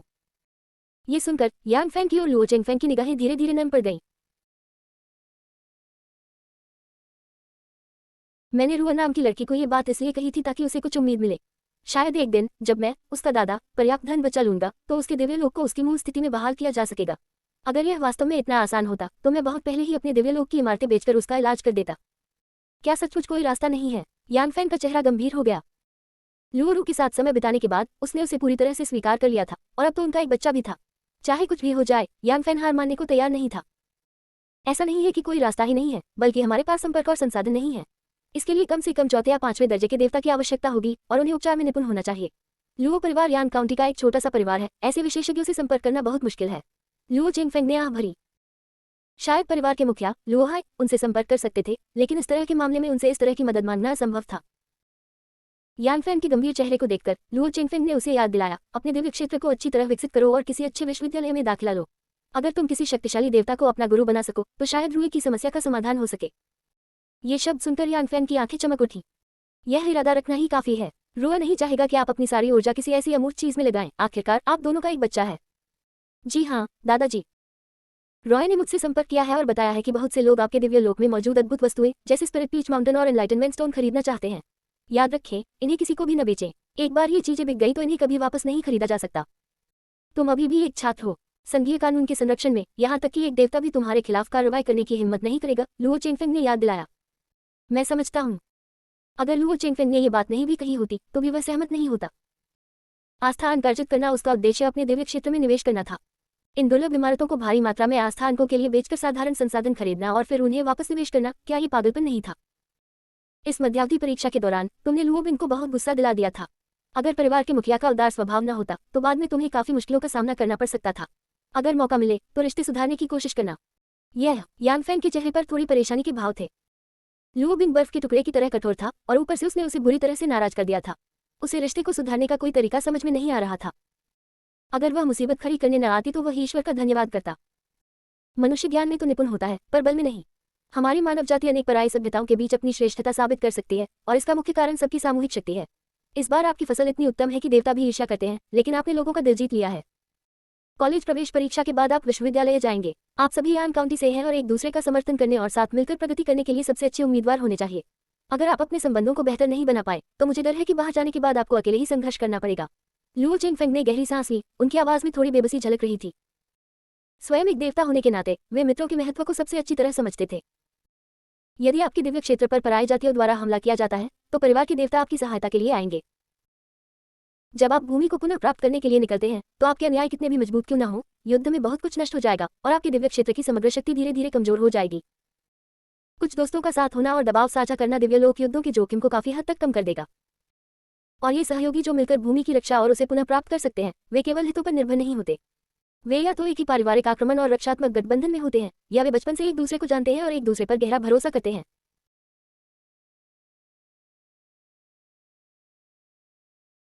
इस परीक्षा के बाद यानफेन की प्रतिष्ठा पूरी तरह से धूमिल हो गई है। भविष्य में कौन उसके साथ सहयोग करने की हिम्मत करेगा? मैं कोशिश करूंगी, यानफेन ने असहज होकर कहा। लुओ चेंगफेंग के जाने के बाद यानफेन को भी लगा कि उसकी बात में दम है, इसलिए उसने जीनियस एक्सचेंज ग्रुप की स्थापना की। मुझे खेद है, माफी मांगने के लिए मैं सबको तियानशिया रेंजियान में भोजन कराऊं तो कैसा रहेगा? यानफेन ने सेंड बटन पर क्लिक किया। आपको समूह के उपनेता ली तियानहेंग द्वारा समूह चैट से निकाल दिया गया है और आप संदेश प्राप्त या भेज नहीं सकते हैं। एक लाल विस्मय चिन्ह और एक सिस्टम नोटिफिकेशन एक साथ दिखाई दिए। यानफेन कुछ पल के लिए चुप हो गया। छोड़ो इसे, ताकतवर लोग हमेशा अकेले ही रहे हैं, यानफेन ने मन ही मन सोचा और इसी तरह वह खुद को दिलासा दे पाया। दुर्भाग्यवश उन्होंने सूचना का एक और स्रोत खो दिया था। अध्याय 71 उच्च स्तरीय बुद्धिमान जीवन। लुओ परिवार का निवास स्थान, परिवार के मुखिया का कमरा। पिताजी, आपने सचमुच यानफेन के लिए बुजुर्गों की परिषद बुलाई? क्या आप पागल हो गए हैं? लुओ बिंग ने पूछा। मैं लुओ परिवार का मुखिया हूँ, स्वाभाविक रूप से मुझे अपने होनहार वंशजों के लिए संसाधन उपलब्ध कराने होंगे। वह शानदार, अगर आपकी बेटी ने नादानी से उसकी मदद न की होती तो क्या वह जिंदा बच पाता? लुओ बिंग गुस्से से उबल रही थी, उसे अपने पिता के विचारों की पूरी समझ नहीं आ रही थी। अपनी बेटी को इतने सालों में पहली बार जवाब देते देख लुओ हाई खुद को रोक नहीं पाया और जोर से हंस पड़ा। तुम किस बात पर हंस रहे हो? क्या यह मजेदार है? कुछ नहीं, मुझे बस लगता है कि मेरी बेटी सचमुच बहुत गुस्से में है। ये बच्चा वाकई परेशान करने वाला है, लुओ हाई ने अपनी हंसी रोकते हुए कहा। उस कमीने यान फैन ने हम सबको मूर्ख समझा। एक बात तो यह है कि तुम अपनी बेटी को बदला लेने में मदद नहीं करोगे, लेकिन तुम तो उसका निवेश और भी बढ़ा रहे हो। मैं बस करो बिंग प्र, मैंने स्कूल का वीडियो देख लिया है। यान फैन की हरकतें गलत नहीं थी, लुओ हाई ने अचानक गंभीर होते हुए कहा। क्यों? अगर कोई ऐसा व्यक्ति जिसके पास खाने का भी पैसा नहीं है अचानक सड़क पर $10 मिलियन देखता है तो क्या आपको लगता है कि वह उसे उठाएगा या नहीं? ये ठीक है कि उसने उस एलियन डेमीगॉड की मुख्य संपत्तियों को चुराने के लिए नियमों का इस्तेमाल किया, लेकिन उसके बाद उसे हमारा इस्तेमाल करने की क्या जरूरत थी? अगर उसने सच बताया होता तो तुम क्या करते? लुओ हाई ने पलटवार किया। लुओ बिंग चुप हो गया। उस समय की परिस्थितियों को देखते हुए अधिकांश लोग संभवतः उससे संपत्ति सौंपने के लिए मजबूर कर देते। उसने वही चुनाव किया जो उसके लिए सबसे ज्यादा फायदेमंद था। अगर मैं उसकी जगह होता तो मैं भी वही करता। इसलिए मैं कहता हूँ कि उसने कुछ भी गलत नहीं किया, असल में गलती तो आप सबने की थी। दिव्य राज्य में अग्रणी बनने के लिए सबसे बड़ा निषेध है किसी पर पूरी तरह भरोसा करना। इस बार परीक्षा के दौरान उसने सिर्फ आप सबका इस्तेमाल किया। दिव्य राज्य के असली युद्ध में ये तथाकथित साथी आपको पीठ में छुरा घोंपने और आपके दिव्य राज्य की नींव को लूटने से जरा भी नहीं हिचकिचाएंगे। आपके लिए इसे एक सबक माना जा सकता है, जो जरूरी नहीं कि बुरी बात हो, लुओ हाई ने धैर्यपूर्वक समझाया। लुओ बिंग ने गहरी सांस ली और धीरे से कहा, पिताजी, आपने भी उस व्यक्ति को गलत समझा है। अगर मैं उसके जैसे किसी व्यक्ति से दोस्ती करता तो भविष्य में किसी भी खतरे का सामना करने पर वह निश्चित रूप से सबसे पहले भाग जाता। ये सच है, ये लड़का बिना झिझक के झूठ बोलता है। भविष्य में तुम्हें इससे दूर रहना चाहिए, लेकिन जानबूझकर इसे निशाना भी मत बनाना, आखिर वह हमारे लुओ परिवार का ही सदस्य है। लुओ हाई ने कुछ देर सोचा और फिर कहा, हम कक्षाएं जल्द ही विभाजित हो जाएंगी, अब उसे निशाना बनाने की मेरी बारी नहीं है। लुओ बिंग गुस्से में मुड़ा और चला गया। इस समय 2026 जीनियस एक्सचेंज ग्रुप में भी हंगामा मचा हुआ था। लीतिया नहेंग, जो शायद ही कभी बोलते थे, उन्होंने भी दूसरों के साथ चर्चा शुरू कर दी। यान फैन परसों कक्षा 1 में आ रहा है। बोरिकाओ को दिव्य साम्राज्य का युद्ध क्षेत्र खोलना चाहिए। उससे मुकाबला करने वाला पहला कौन होगा? मैं जाऊंगा। बेशक, यह मैं ही हूँ। मेरे खिलाफ इतनी बुरी तरह से साजिश रची गई थी, मैं उसके द्वारा भेजे गए सभी अनुयायियों को निश्चित रूप से मार डालूंगा। बड़ी बड़ी बातें करने वाले ही मौका मत गवाओ। इतना अच्छा अवसर है, क्यों न मुझे तुम्हारी छोटी बहन को अपनी प्रतिभा दिखाने का मौका दिया जाए। समूह बेहद जीवन था, मूल रूप से सब कुछ यान फैन से निपटने के तरीके के इर्द गिर्द घूम रहा था। इन संदेशों को देखकर ली शुहाओ के पैर हल्के से कांप रहे थे। भाई यांग, आपने सचमुच मधुमक्खी के छत्ते में हाथ डाल दिया है। पहले तो सिर्फ लुओ मिंग जुबान की बात थी, लेकिन अब आपने तीसरे साल के सभी प्रतिभाशाली छात्रों को नाराज कर दिया है। मुझे भी इसमें मत घसीटो। ली शुहाओ बोलने की हिम्मत ही नहीं कर पा रहा था। उसे डर था कि कहीं कोई यह जिक्र न कर दे कि उसने एक बार यान फैंग का पक्ष लिया था। चुप रहो, मैं पहला दौर जीतूंगा, मेरी कोई और विनती नहीं है। अब से जब भी शिक्षक दिव्य साम्राज्य का युद्ध क्षेत्र खोलेगा, यान फैंग के अनुयायियों में से एक भी जीवित नहीं बचेगा। जो भी ये सफल होगा, मैं उसे अगले दौर में चुनौती दूंगा। अगर कोई भी पाठ्येतर गतिविधियों के दौरान यान फैन की मदद करने की हिम्मत करेगा तो मैं उसे भी भविष्य में चुनौती दूंगा। अब से यान फैन हमारे यान काउंटी के नंबर 1 मिडिल स्कूल की इस बदमाश को फांसी दी जानी चाहिए, सूची में पहले नंबर पर है, समझे? लीतिया नहेंग ने संदेश भेजा। ... यान फैंग को यह नहीं पता था कि उसे न केवल ग्रुप चैट से निकाल दिया गया था, बल्कि कक्षा 1 के लोग इस बात पर भी चर्चा कर रहे थे कि उसे कैसे निपटा जाए। इस समय वह उस महासागर रक्त कुंड पर शोध कर रहा था जो लुओ हाई ने उसे दिया था। बी श्रेणी की इमारत, महासागर रक्त कुंड, जिसकी कीमत 5 अरब आस्थान है। इसमें मांस और रक्त का सार डालने से रक्त जल उत्पन्न होता है। इसमें स्नान करने वाले भक्तों की शारीरिक शक्ति में उल्लेखनीय वृद्धि होती है। मूल्यांकन, मार्शल साधना मार्ग का अनुसरण करने वाले दिव्य राज्य के लिए अत्यंत उपयुक्त, लेकिन इस इमारत के लिए बड़ी मात्रा में मांस और रक्त की आवश्यकता होती है और दीर्घकालिक उपयोग में महत्वपूर्ण संसाधनों की खपत होगी। प्रस्तावना को देखते ही यान फैन के होंठों के कोने अनायास ही मुस्कुरा उठे। उसने मूल रूप से साधना और मार्शल साधना को मिलाकर एक मार्ग अपनाने की योजना बनाई थी और लुओ हाई द्वारा पुरस्कार के रूप में दी गई यह इमारत बहुत ही व्यवहारिक थी। यह अल्पावधि में उसके अनुयायियों की युद्ध शक्ति को काफी हद तक बढ़ा सकती थी। यान फैन ने इस फ्लैश सी ब्लड पूल को 100 स्पिरिट्स ब्लड पूल के बदल में लोड करने का विकल्प चुना। पेंगलाई द्वीप और स्पिरिट पीच माउंटेन जैसे चमत्कारों को प्राप्त करने के बाद से यान फैन एक देवता के रूप में स्पष्ट रूप से महसूस कर सकता था कि उसके दिव्य साम्राज्य में 2 पूरी तरह से अलग अलग आभाएं प्रकट हुई हैं। पेंगलाई द्वीप पर विकसित हो रही अमर ऊर्जा जीवन शक्ति से भरपूर, नेक और शांतिपूर्ण थी, मानो वह धरती पर एक परिलोक हो। हालांकि 100 स्पिरिट्स ब्लड पूल और फ्लैश सी ब्लड पूल जैसी इमारतों से एक शुद्ध रिक्तमय आभा निकलती थी। यान फैन को यह महसूस हो रहा था कि पेंगलाई द्वीप इस प्रकार की इमारतों से दूर भाग रहा था। यदि उन्हें एक साथ रखा जाए तो इमारतों द्वारा उत्पन्न शक्ति संभवतः एक दूसरे को नष्ट कर देगी। दिव्य साम्राज्य के भविष्य के विकास के संबंध में यान फैन के मन में पहले से ही एक मोटा प्लान तैयार था। साधना की प्रतिभा रखने वाले लोग पेंगलाई द्वीप पर रहने जा सकते हैं, जबकि मार्शल साधना का विकल्प चुनने वाले अनुयायी धरती पर ही रहेंगे। मध्यावधि परीक्षा में प्रथम स्थान प्राप्त करने के साथ साथ पेंगलाई द्वीप के अद्भुत पुरस्कार के अलावा 10 अरब आस्था अंक का इनाम भी मिल गया था। लुओ परिवार द्वारा उसे हस्तांतरित किए गए 2 अरब अंकों के साथ उसकी नकदी संपत्ति अभूतपूर्व रूप से बढ़ गई थी। Faith points 12.4 billion. इसके अलावा यानफेन के दिव्य साम्राज्य में अभी भी बड़ी मात्रा में संसाधन मौजूद थे जिनका निपटान करना आवश्यक था। इस बार पड़ रही दिव्य साम्राज्य से उसने लगभग 100 श्रेणी के अन्न भंडार, अनगिनत विभिन्न आध्यात्मिक फल, साथ ही 10,000 अग्नि आत्मा आड़ू के पेड़, बड़ी संख्या में निम्न स्तरीय आत्मा पौधे और विभिन्न प्रकार की अव्यवस्थित रक्षात्मक इमारतें जब्त कर ली थी। ये सभी चीजें अब यानफेन द्वारा अपने दिव्य राज्य के दक्षिण पश्चिम में एकत्रित कर दी गई थी। कई चीजों को आपस में मिला दिया गया था और कुछ स्पिरिट प्लांट्स में पहले से ही क्षति के लक्षण दिखाई दे रहे थे। इन वस्तुओं का मूल्य अधिक नहीं था, लेकिन इनकी मात्रा बहुत अधिक थी। इन सभी को बेचने से राजस्व के रूप में 1 अरब फेथ पॉइंट्स और प्राप्त हो सकते हैं। यानफेन की दिव्य चेतना ने उन अव्यवस्थित इमारतों और आध्यात्मिक पौधों को महसूस किया और उसे तुरंत सिरदर्द होने लगा। इन वस्तुओं को वर्गीकृत करना एक बहुत बड़ा काम था। भले ही वह इस जगह का देवता था, फिर भी वह मानसिक रूप से थका हुआ महसूस कर रहा था। वास्तविकता में लौटते हुए यानफेन ने सोचा कि उसे ग्रुप चैट से बाहर निकाल दिया गया था और वह केवल लुओ चेंगफेंग को संदेश भेजकर यह पता लगा सकता था कि क्या दूसरे पक्ष के पास कोई समाधान है। इस बार जो चीजें पकड़ी गई वे बहुत ज्यादा और विविध थीं। अगर वह खुद ही उन्हें वर्गीकृत करके ऑनलाइन बेचने के लिए सूचीबद्ध करता तो शायद 1 महीने में भी काम पूरा न हो पाता और यानफेन अपना समय इस पर बर्बाद नहीं करना चाहता था। शानदार जीवन आपकी मौजूदा संपत्ति के साथ आप इसे वहन कर सकते हैं। अरे यार, कई देवता भी इस तरह की चीजों पर खर्च करने से कतराते हैं। आपने इस बार वाकई बड़ी बाजी मार ली है। लुओ चेंगफेंग ने हंसते रोते हुए इमोजी के साथ यह संदेश भेजा। यानफेन ने तुरंत मॉल में खोजना शुरू कर दिया। उच्च स्तरीय बुद्धिमान जीवन 2 अरब आस्था बिंदुओं के मूल्य का 6 स्तर के यांत्रिक दिव्य साम्राज्य से उत्पन्न यह एक विशेष अस्तित्व है जो देवता की इच्छा और नियमों की शक्ति से उत्पन्न हुआ है। इसमें उच्च तार्किक क्षमताएं और स्वतंत्र चिंतन क्षमताएं हैं जो विशेष रूप से दिव्य साम्राज्य के संचालन और विकास के लिए कार्य करती है। इसका मूल गुणपूर्ण निष्ठा है। इसकी चिंतन प्रणाली देवता के मूल से बंधी हुई है और बाहरी प्रभावों से अप्रभावित या क्षीण होती है। ये बिना शर्त देवता की इच्छा का पालन कर सकता है और दिव्य साम्राज्य की समग्र हितों के लिए सर्वोत्तम निर्णय ले सकता है। ये जीवन रूप वास्तविक समय में दिव्य साम्राज्य की आंतरिक संरचना और परिचालन स्थिति को समझ सकता है, संसाधन प्रवाह, अन्याय विकास और सभ्यता की प्रगति के लिए समग्र विश्लेषण और योजना बना सकता है, विकास पथों को तैयार करने में देवता की सहायता कर सकता है और समग्र दक्षता में सुधार कर सकता है। साथ ही इसका अधिकार दिव्य साम्राज्य के अधिकांश मूलभूत कार्यों को समाहित करता है। इसे द्वितीयक नियंत्रण अधिकार दिए जा सकते हैं और प्राधिकरण के दायरे में ये संसाधनों का आवंटन कर सकता है, संरचनाओं को समायोजित कर सकता है और निर्माण एवं प्रबंधन निर्देशों का निष्पादन कर सकता है। ये दिव्य साम्राज्य के लिए मुख्य सहायक केंद्र है, दिव्य साम्राज्य के संचालन में सहायता करता है। इसके अतिरिक्त ये जीव बाहरी प्रणालियों जैसे मॉल लेन देन, स्टॉक ट्रेडिंग आदि से जुड़कर सूचना संगठन, मूल्य आकलन और लेन देन संबंधी निर्णय लेने में सक्षम है, जिससे देवता को संसाधनों का अधिकतम उपयोग करने में सहायता मिलती है। अध्याय 72 आत्म जागरूकता पूर्ण प्रत्यायोजन। उच्च स्तरीय बुद्धिमान जीवन के परिचय को देखकर यानफेन ने कहा, शानदार। क्या ये स्वतंत्र चेतना वाला एक सुपर कंप्यूटर नहीं है? इसके होने से अगर मुझे कोई समस्या हो तो मैं सीधे से पूछ सकता हूँ। मुझे हर दिन एक्सचेंज ग्रुप और गॉड फोरम ब्राउज करने की क्या जरूरत है? मानव समाचार स्रोत कंप्यूटर से किस प्रकार तुलना कर सकते हैं? यानफेन ने लुओ चेंगफेंग के साथ चैट बॉक्स खोला और पूछना जारी रखा, दादाजी, इतनी अच्छी चीज की कीमत सिर्फ 2 अरब है। ये तो बहुत सस्ता है ना? बाजार पूरी तरह से मांग और आपूर्ति पर आधारित है। उच्च स्तरीय बुद्धिमान जीवन के सफल अनुसंधान और विकास के साथ यांत्रिक दिव्य साम्राज्य ने बड़े पैमाने पर उत्पादन शुरू किया, जिससे स्वाभाविक रूप से कीमत कम हो गई।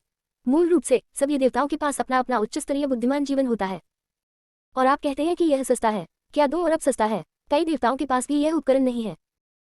2 अरब आस्था बिंदुओं के निवेश से एक दिव्य प्राणी का दिव्य साम्राज्य उलट पुलट हो सकता है। भला कौन ऐसे बुद्धिमान प्राणी को खरीदने के लिए इन बिंदुओं का उपयोग करेगा? क्या आपको लगता है कि हर कोई अमीर घर में पैदा होता है या आपको भी आपकी तरह लॉटरी का टिकट मिल गया? लुओ चेंगफेंग ने एक वॉइस मैसेज भेजा जिसकी आवाज मशीन गन की तरह तेज थी, जिससे यानफेन को थोड़ी असहजता महसूस हुई। मुझे ऐसा क्यों लग रहा है कि दादाजी मुझसे थोड़ी ईर्ष्या और जलन कर रहे हैं? यानफेन ने बुदबुदाते हुए कहा। यानफेन ने गहरी सांस ली और खरीदारी के लिए क्लिक किया। जैसे ही उच्च स्तरीय बुद्धिमान जीवन लोड हुआ, उसे अपने दिव्य राज्य में एक नई चेतना प्रकट होती हुई महसूस हुई। विश्वासियों के विपरीत दूसरे पक्ष के पास कोई भौतिक शरीर नहीं था, ये केवल एक चेतना शरीर था जो आत्मा के समान था। गुरुजी, कृपया एक बाहरी छवि व्यक्तित्व का चयन करें और एक नाम दें। यानफेन के सामने दूधिया सफेद रंग का एक प्रकाश का गोला तैरने लगा। एक सक्षम व्यक्तित्व वाली युवती का चयन करो, उसका नाम यांग यी रखो। यानफेन ने कहा। छवि निर्माण। पलक झपकते ही दूधिया सफेद प्रकाश का गोला धीरे धीरे एक बिजनेस सूट पहने हुए 20 वर्षीय युवती में परिवर्तित हो गया। कृपया मुझे द्वितीयक अधिकार प्रदान करें। यांग यी गुरुजी को दिव्य राज्य के समग्र विकास की योजना बनाने में सहायता करेगा। यांग यी ने झुककर कहा। आप कर सकते हैं। यानफेन ने चुटकी बजाकर दूसरे पक्ष को अधिकार सौंप दिया। यांग यी के जन्म के क्षण से ही यानफेन समझ गया था कि वह पहले से ही उसकी दिव्य स्रोत से जुड़ी हुई है। वह दिव्य राज्य में जीवन का एक और रूप थी, एक ऐसी विश्वासी जिस पर पूरी तरह भरोसा किया जा सकता था। अधिकार प्राप्त होते ही यांग यी का शरीर सीधा खड़ा हो गया और उसकी आंखें कंप्यूटर स्क्रीन की तरह विभिन्न आंकड़ों से जगमगा उठी। ईश्वरीय राज्य का निरीक्षण पूरा हो गया है। सभी जानकारी प्राप्त हो चुकी है। पहले उस अव्यवस्थित सामान के ढेर को व्यवस्थित करने में मेरी मदद करो और उसे ऑनलाइन बिक्री के लिए डाल दो। यान फैन ने निर्देश दिया। क्या मुझे इसे बाजार मूल्य पर बेचना चाहिए? हाँ, पूरा हो गया। कुल राजस्व 1.127 अरब है। व्यक्तिगत आयकर और लेन देन कर काटने के बाद शुद्ध राजस्व 992 मिलियन है। ऐतिहासिक आंकड़ों के अनुसार सभी लेन देन 1 घंटे 24 मिनट में पूरे होने की 90% संभावना है। यांगी ने लगभग तुरंत जवाब दिया। क्या? यान फैन दंग रह गया। उसने देखा कि तरह तरह की चीजों का ढेर पल भर में व्यवस्थित हो गया था और सीधे बिक्री के लिए मॉल से जुड़ गया था। यान फैन दंग व्यवस्थित हो गया था और सीधे बिक्री के लिए मॉल से जुड़ गया था। यह इतनी तेज कैसे है? यान फैन हैरान रह गया। मास्टर की अभी की प्रतिक्रिया को देखते हुए मेरी गणना क्षमता आपकी क्षमता से लगभग 12.42 मिलियन गुना अधिक है। अगर संसाधन 1000 गुना भी बड़े हों तो भी मैं उन्हें तुरंत संसाधित कर सकता हूँ। यांगी ने शांत भाव से उत्तर दिया, बिना किसी शेखी बघारे बल्कि एक तथ्य बताते हुए। यान फैन ने घबराकर पूछा, आप किस स्तर की बुद्धिमान जीवन शैली से संबंधित हैं? चौथे स्तर का बुद्धिमान प्राणी। गुरु की समझ के अनुसार ये साधना पद की नवजात आत्मा चरण या मार्शल आर्ट पद के मार्शल सम्राट के समकक्ष है। हालांकि ये बुद्धिमान प्राणी सेवा प्रकार का है, इसमें आक्रमण या रक्षा की कोई क्षमता नहीं है, इसलिए इसका मूल्य अधिक नहीं है। यांगी ने उत्तर दिया। अद्भुत, इस तरह के काम के लिए तुम्हारा इस्तेमाल करना कुछ हद तक व्यर्थ है। यान फैन आह भरे बिना नहीं रह सकी। इस क्षण यान फैन ने एक बार फिर यांत्रिक दिव्य साम्राज्य की शक्ति को महसूस किया। ये कल्पना करना कठिन था कि वे उच्च स्तरीय यांत्रिक दिव्य साम्राज्य किस हद तक विकसित हो चुके थे। हे गुरु, कृपया मुझे संसाधन जुटाने का अधिक अधिकार दें। ईश्वर के राज्य में कई समस्याएं हैं जिनका समाधान करना आवश्यक है। जो समस्याएं हैं? आपने बहुत अधिक रकम जमा देने वाले फूल लगाए हैं। वर्तमान बाजार मूल्य के अनुसार वार्षिक प्रतिफल दर 363% है। हालांकि लाभ अधिक है, लेकिन दिव्य राज्य का क्षेत्र सीमित है, इसलिए इसमें बड़े पैमाने पर निवेश नहीं किया जा सकता है। वर्तमान में ये फसल बहुत अधिक क्षेत्र घेर रही है, जिससे विश्वासियों की जनसंख्या वृद्धि गंभीर रूप से प्रभावित हो रही है। ये सलाह दी जाती है कि आप इन सभी को बेच दें। दिव्य साम्राज्य की वर्तमान संपत्तियों के आधार पर मंकी वाइन स्प्रिंग में मुख्य रूप से निवेश करने की सलाह दी जाती है।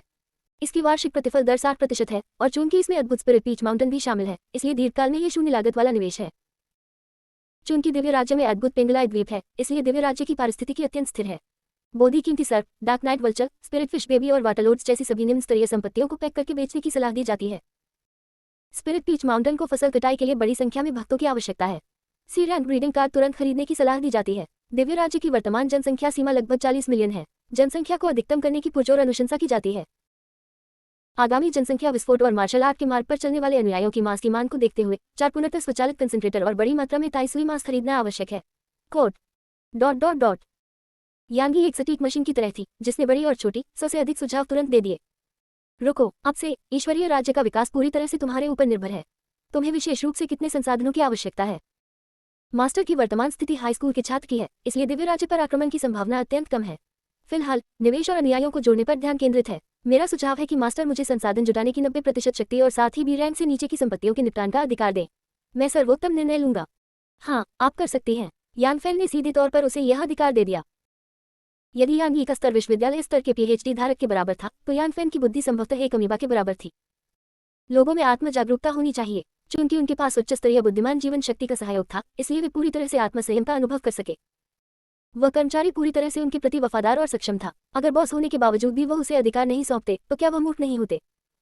चेतना वास्तविकता में लौट आई। इस समय यान फैन अपने दिव्य राज्य में हो रहे परिवर्तनों को महसूस कर सकता था। दिव्य राज्य और मॉल के बीच लेन देन में बड़ी मात्रा में आस्था फेथ पॉइंट्स का आदान प्रदान हो रहा था। यांगी भी निर्दयी थी। उसने 3 और मंकी वाइन स्प्रिंग खरीदने के लिए 6 अरब और खर्च कर दिए। यान फैन द्वारा मूल रूप से खरीदे गए बोधी प्रेशियस स्नैक जैसे निम्न स्तर के राक्षसी जानवरों को पैक करके बेच दिया गया था। हालांकि कुछ ही पलों में संपूर्ण दिव्य राज्य में भारी परिवर्तन आ गया था। ईश्वर प्रभु, यान फैन। दिव्य साम्राज्य का क्षेत्रफल 10 लाख वर्ग किलोमीटर। प्रतिभा एफरन संसाधन प्रतिभा। दिव्य साम्राज्य में सभी संसाधन 10% तेजी से बढ़ते हैं। एसएसएसएन प्रतिभा विकास। अद्वितीय प्रतिभा दिव्य राज्य के विकास को गति दे सकती है, वर्तमान में छिपी हुई है। विश्वासी द्वितीय श्रेणी के प्राणी 52, प्रथम श्रेणी के प्राणी 1844, नश्वर 1.02 मिलियन। सेवक छोटी आत्माएं 122। तकनीकें पंचतत्व साधना तकनीक, वज्र अविनाशी तकनीक, संघीय शरीर शोधन तकनीक, मांसपेशी एवं कंडरा सुदृढ़ीकरण एवं अस्थि मज्जा शुद्धिकरण तकनीक, असंख्य आत्माओं की उत्पत्ति में वापसी, महान सफलता। फेथ पॉइंट्स 4.2 बिलियन प्रतिदिन 40.2 फेथ पॉइंट्स प्रदान करता है। इमारतें मूनवेल X1000, सनस्प्रिंग X1000, special life building, प्राचीन आत्मा वृक्ष सहस्राब्दी, वर्तमान में नन्ही आत्माओं का गर्भाधान, स्पेशल बिल्डिंग, ज्ञान का पत्थर, barren building, monkey wine spring X5, barren building, flashy blood pool X1, barren building, 100 spirits blood pool X1, 10 ताइसुए भिगोने की क्षमता, लोड दर 100%, special building, fully automatic concentrator X1, cutting factory में 100 ताई सुई लोड दर 100%, सीलैंड ट्रांसमिशन टॉवर X5, एफ्रैंक सिटी ऑफ स्टील X5। अजूबे, पेंगुलाई द्वीप तैनात, स्पिरिट बीच माउंटेन तैनात। सामग्री, पेंटाओ वृक्ष X2, बेरैंक स्पिरिट प्लांट, ताइसुई X110, इरेंट हथियार 7000 सेट, एफ्रैंक हथियार 40,000 सेट। इस मध्यावधि परीक्षा के कारण न केवल दूसरे और पहले स्तर के विश्वासियों को भारी नुकसान हुआ, बल्कि आम मनुष्यों की संख्या भी घटकर 10 लाख रह गई। हालांकि ब्रीडिंग कार्ड और एवोल्यूशन टैलेंट के आशीर्वाद से उन्हें विश्वास था कि जनसंख्या जल्द ही ठीक हो जाएगी। अध्याय 73, तकनीकी सनसनी से भरपूर। इसके अलावा उनके दिव्य राज्य के भीतर का वातावरण अभूतपूर्व परिवर्तनों से गुजर चुका था। पेंगुलाई द्वीप से प्राप्त अमर ऊर्जा के पोषण के तहत उन अनुयायियों की क्षमताएं धीरे धीरे बेहतर हो रही थी। शताब्दी रक्तकुंड से प्राप्त रक्त की गोलियों, महासागर रक्तकुंड की शरीर संयम विधियों और विभिन्न आध्यात्मिक फलों की अंतहीन आपूर्ति के साथ मिलकर यान फैन का मानना था कि उनके अनुयायियों की ताकत से तीव्र प्रगति का दौर शुरू होगा। मंकी वाइन की बिक्री कीमत के आधार पर मंकी वाइन स्प्रिंग फिलहाल यान फैन की आय का मुख्य स्रोत बन चुका था। दिव्य राज्य में महज 30 वर्षों में बंदर वाइन का झरना 100 बोतल बंदर वाइन बना सकता था, जिसकी कुल कीमत 100 मिलियन थी। बाहरी दुनिया में 1 महीने बिताने का मतलब था कि मंकी वाइन स्प्रिंग से उसे 100 मिलियन की आय हो सकती थी, और इसमें 10 गुना एवोल्यूशन टैलेंट को जोड़ने पर यह आय 1 बिलियन हो जाती थी। 5 मंकी वाइन स्प्रिंग के साथ मासिक उत्पादन 5 अरब फेट पॉइंट्स होगा। यांगी को यान फैन द्वारा प्राचीन आत्मा वृक्ष के महत्व का अंदाजा था, इसलिए सूर्य झरना और चंद्रमा को अछूते छोड़ दिए गए, ये भी उसे 60 मिलियन आस्था अंक की निश्चित मासिक आय प्रदान कर सकते थे। अपने दिव्य राज्य में हो रहे परिवर्तनों को महसूस करते हुए यान फैन ने अपने पूरे शरीर को शिथिल होते हुए पाया। जैसा कि अपेक्षित था, जिसके पास जितनी अधिक पूंजी होती है वह उतना ही अधिक तनावमुक्त हो जाता है। यह उच्च स्तरीय बुद्धिमान जीवन वास्तव में परम कर्मठ व्यक्ति है। सब कुछ निपटाने के बाद यान फैन ने अपना दरवाजा खोला और लुओरू को आवाज दी, जो बैठक में अपनी मां के साथ बातचीत कर रही थी। रॉय, मैंने सारा काम निपटा लिया है, यान फैन ने धीरे से कहा। माँ, मैं अब ऊपर जा रही हूँ, लुओरू ने सुनरोन से विनम्रतापूर्वक कहा। तुम दोनों 1 महीने से एक दूसरे से नहीं मिले हो, इसलिए कोई शरारत मत करना, अपने पेट का ध्यान रखना, सनरोन ने आग्रह किया, लेकिन उसकी निगाहें ऊपर यान फैन पर टिकी हुई थी और उसकी निगाहों में चेतावनी का भाव था। लुओरू का चेहरा लाल हो गया। हम ऐसा नहीं करेंगे, माँ, बकवास मत करो। बेडरूम का दरवाजा बंद करने के बाद लुओरू कुछ हद तक संकोची लग रही थी। क्या हुआ? यान फैन ने पूछा। लुओरू ने हल्के से अपने होंठ सिकोड़ते हुए कहा, कोई बात नहीं, मुझे बस आपसे इतनी असाधारण प्रतिभा की उम्मीद नहीं थी। श्रेणी में प्रथम स्थान, भले ही मेरा दिव्य राज्य क्षतिग्रस्त न हुआ होता, मुझे डर है कि मैं आपके योग्य नहीं होती। ये क्या बकवास कर रहे हो? मैं तुम्हें 100 मिलियन आस्थान दे रहा हूँ, इस समय कंजूसी करने की कोई जरूरत नहीं है। अपने दिव्य राज्य के लिए जितना जीवन जल चाहिए उतना खरीद लो। यह आपके दिव्य राज्य में व्याप्त उस विषैली धुंध की बात करें तो विश्वविद्यालय पहुंचने के बाद मैं निश्चित रूप से इसे दूर करने का कोई न कोई उपाय खोज लूंगा। मुझ पर भरोसा रखें। यान फैन की गंभीर निगाहों को देखकर लुओरू ने धीरे से सिर हिलाया। पहले जब यान फैन ऐसी बातें कहता था तो लुओरू इसे केवल उसे दिलासा देने के रूप में लेती थी, लेकिन अब उसे जरा भी संदेह नहीं था।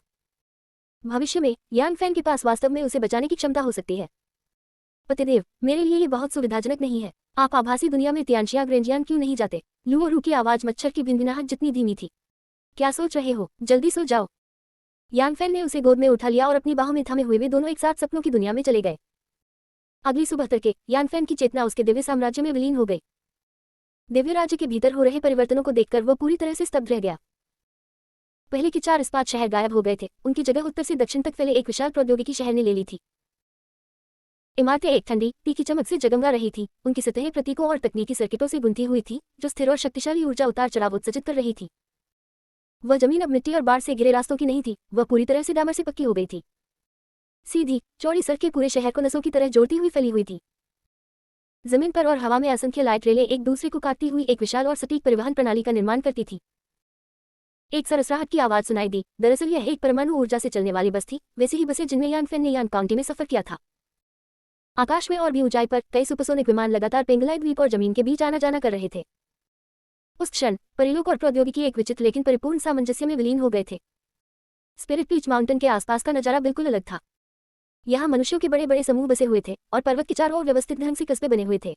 पर्वतों में आध्यात्मिक फल पक रहे थे और आध्यात्मिक ऊर्जा हवा में व्याप्त थी। अनगिनत नश्वर प्राणी उनके बीच आते जाते रहते थे, उन्हें चुनते, धोते और छांटते थे। सब कुछ अत्यंत कुशलता से चल रहा था। कुछ क्षेत्रों में स्वचालित हार्वेस्टर भी लगाए गए थे, जिससे अर्ध स्वचालित संग्रहण संभव हो गया था। मशीनरी और शारीरिक श्रम ने समन्वय से काम करते हुए लगातार आध्यात्मिक फलों का परिवहन किया। एक हिस्सा मंकी वाइन स्प्रिंग को भेजा गया, जबकि एक बड़ा हिस्सा गोदामों में रखा गया। दिव्य राज्य का आदिम समाज पूरी तरह से लुप्त हो गया था और उसकी जगह बड़े पैमाने पर व्यवस्थित और औद्योगिकृत संसाधन उत्पादन और मानव सभ्यता ने ले ली थी।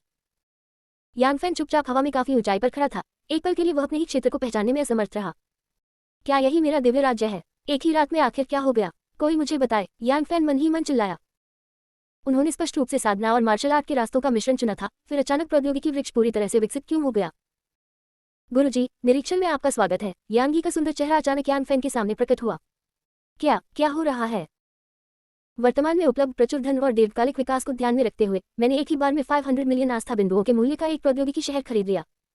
इसका क्षेत्रफल स्वचालित रूप से 20 लाख वर्ग किलोमीटर तक बढ़ाया जा सकता है, यहाँ तक कि अगर गुरु देवत्व प्राप्त कर ले तब भी इसका उपयोग किया जा सकता है, यांगी ने उत्तर दिया। शानदार, लेकिन क्या आपको नहीं लगता कि दोनों ओर फैले प्राचीन जंगलों के बीच ये शहर थोड़ा बेमेल सा लगता है?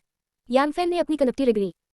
उस प्रश्न का कोई महत्व नहीं है। सिटी ऑफ टेक्नोलॉजी में रहने का आरामदायक वातावरण, परिवहन की कुशल साधन और बेहद कम रसद एवं स्थानांतरण लागत मौजूद है। इसके अलावा मैंने बड़ी संख्या में मनोरंजन स्थलों को बंद कर दिया है। इस स्थिति में प्रजननकार के साथ मिलकर हम विश्वासियों की जन्म दर को अधिकतम कर सकते हैं। ईश्वरीय राज्य में वर्तमान में विश्वासियों की संख्या अत्यंत अपर्याप्त है। मेरा मानना है कि यही प्राथमिक चिंता का विषय है। पर्यावरणीय अनुकूलता का ईश्वरीय राज्य के विकास से कोई संबंध नहीं है और इस पर विचार करना व्यर्थ है, यांगी ने शांत भाव से कहा। और ये सुपरसोनिक विमान। अपनी उत्कृष्ट सौदेबाजी कौशल का उपयोग करते हुए मैंने व्यापारी से प्रौद्योगिकी शहर की खरीद के साथ 5 सुपरसोनिक विमान भी शामिल करवा लिए, जिनमें नियंत्रणीय परमाणु संलयन शक्ति अंतर्निहित है। ये विमान 10 करोड़ वर्षों तक बिना रुके उड़ान भर सकते हैं और वर्तमान में दोनों स्थानों के बीच कर्मियों की आवाजाही के लिए मुश्किल से ही पर्याप्त है। एक बार जब अनुयायी शोधन क्षेत्र में प्रवेश कर लेंगे तो इन सुपरसोनिक विमानों को मॉल में रियायती दर पर बेचा जा सकेगा। शानदार, यांग फैन ने अंगूठा ऊपर करके खुशी जाहिर की।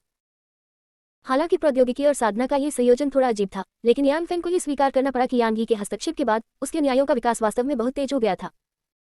मास्टर, मैं तो बी ग्रेड स्पिरिट प्लांट को सूचीबद्ध करने के लिए आवेदन कर रहा हूँ। पेंटाउट्री ऑनलाइन बिक्री के लिए उपलब्ध है और B grade fridge storage warehouse खरीदने के लिए 500 मिलियन खर्च किए गए हैं, यांगी ने आगे कहा। कारण, पांताओ वृक्षों से मिलने वाला प्रतिफल बहुत कम है। इसके अलावा गुरु के अनुयायी वर्तमान में बहुत कमजोर हैं और प्रजनन के प्रारंभिक चरण में हैं। जीवनकाल संबंधी चिंताओं की कोई आवश्यकता नहीं है, इसलिए उन्हें आगे बढ़ाने का कोई लाभ नहीं है। उन्हें दिव्य राज्य में रखने से पूंजी की समय लागत बहुत अधिक हो जाती है। B grade fridge storage warehouse स्थानिक नियमों का पालन करता है और इसका भंडारण क्षेत्र 500,000 वर्ग किलोमीटर है, जो स्पिरिट पीच माउंटेन से वर्तमान में काटी जा रही आध्यात्मिक फलों को संरक्षित कर सकता है। यांग फैन ने अनजाने में कहा, अगर हम इन आध्यात्मिक फलों को खत्म नहीं कर सकते तो क्या इन्हें बेच देना बेहतर नहीं होगा? स्पिरिट पीच माउंटेन वास्तव में एक चमत्कार था। पेंगुलाई द्वीप से प्राप्त अमर ऊर्जा की आपूर्ति के तहत यह हर साल सभी प्रकार के आध्यात्मिक फल पैदा करता था। केवल 5 मंकी वाइन स्प्रिंग्स और विश्वासियों द्वारा इसके उपभोग पर निर्भर रहने से इसका 1% भी उपयोग नहीं किया जा सकता था। इस संदर्भ में यांग फैन इन चमत्कारी चीजों की अद्भुत प्रकृति पर आश्चर्यचकित हुए बिना नहीं रह सका। उसे लगा कि अगर वह केवल आध्यात्मिक फलों को ही बेचकर भी प्रतिदिन कम से कम 100 मिलियन कमा ले तो भी उसकी आमदनी 100 मिलियन से कम नहीं होगी। हालांकि इन स्पिरिट फ्रूट्स की गुणवत्ता उच्च नहीं थी, लेकिन इनकी मात्रा बहुत अधिक थी। यांगी ने उत्तर दिया, मेरे दिव्य राज्य की योजना के अनुसार मंकी वाइन स्प्रिंग भविष्य में गुरु के लिए आय के मुख्य स्रोतों में से एक होगा। यदि हम मंकी वाइन बनाने के लिए बाजार से स्पिरिट फ्रूट्स खरीदते हैं तो वार्षिक लाभ मार्जिन घटकर 40% हो जाएगा। स्पिरिट पीच माउंटेन के वर्तमान उत्पादन के आधार पर हम अभी भी 100 मंकी वाइन स्प्रिंग खरीद सकते हैं। इसके अलावा जब अनुयायियों की संख्या 10 करोड़ तक पहुंच जाएगी तभी यह मुश्किल से संतुलन में आएगा।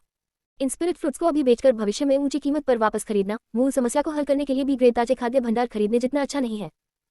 आपका विचार बहुत व्यापक है, मैं सहमत हूँ, यांग फैन ने सिर हिलाया।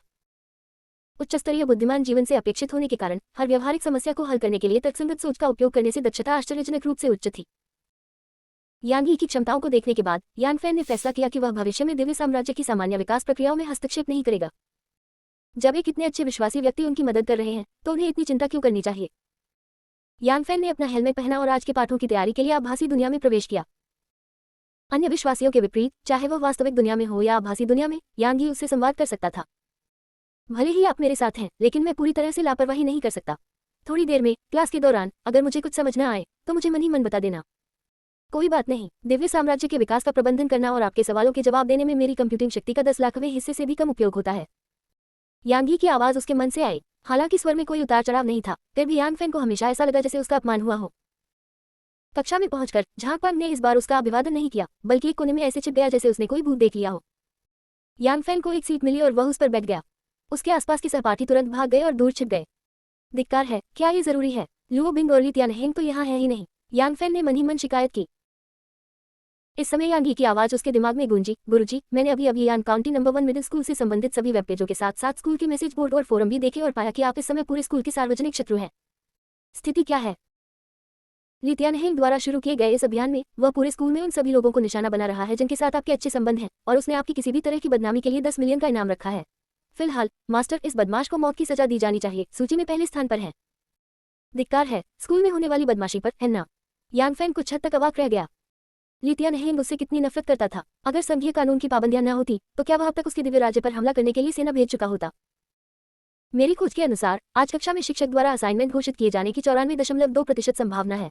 मास्टर की मध्यावधि परीक्षा के परिणामों के आधार पर आप निश्चित रूप से हाई स्कूल की तीसरे वर्ष की कक्षा 1 में अध्ययन करने जाएंगे। हाई स्कूल की तीसरे वर्ष की कक्षा 1 में सामान्य अध्ययन सामग्री को निम्नलिखित भागों में बांटा गया है। 1. सार्वजनिक दिव्य राज्य युद्ध क्षेत्रों में भाग लेना, जहां अन्याय अपने भौतिक शरीर में युद्ध करते हैं।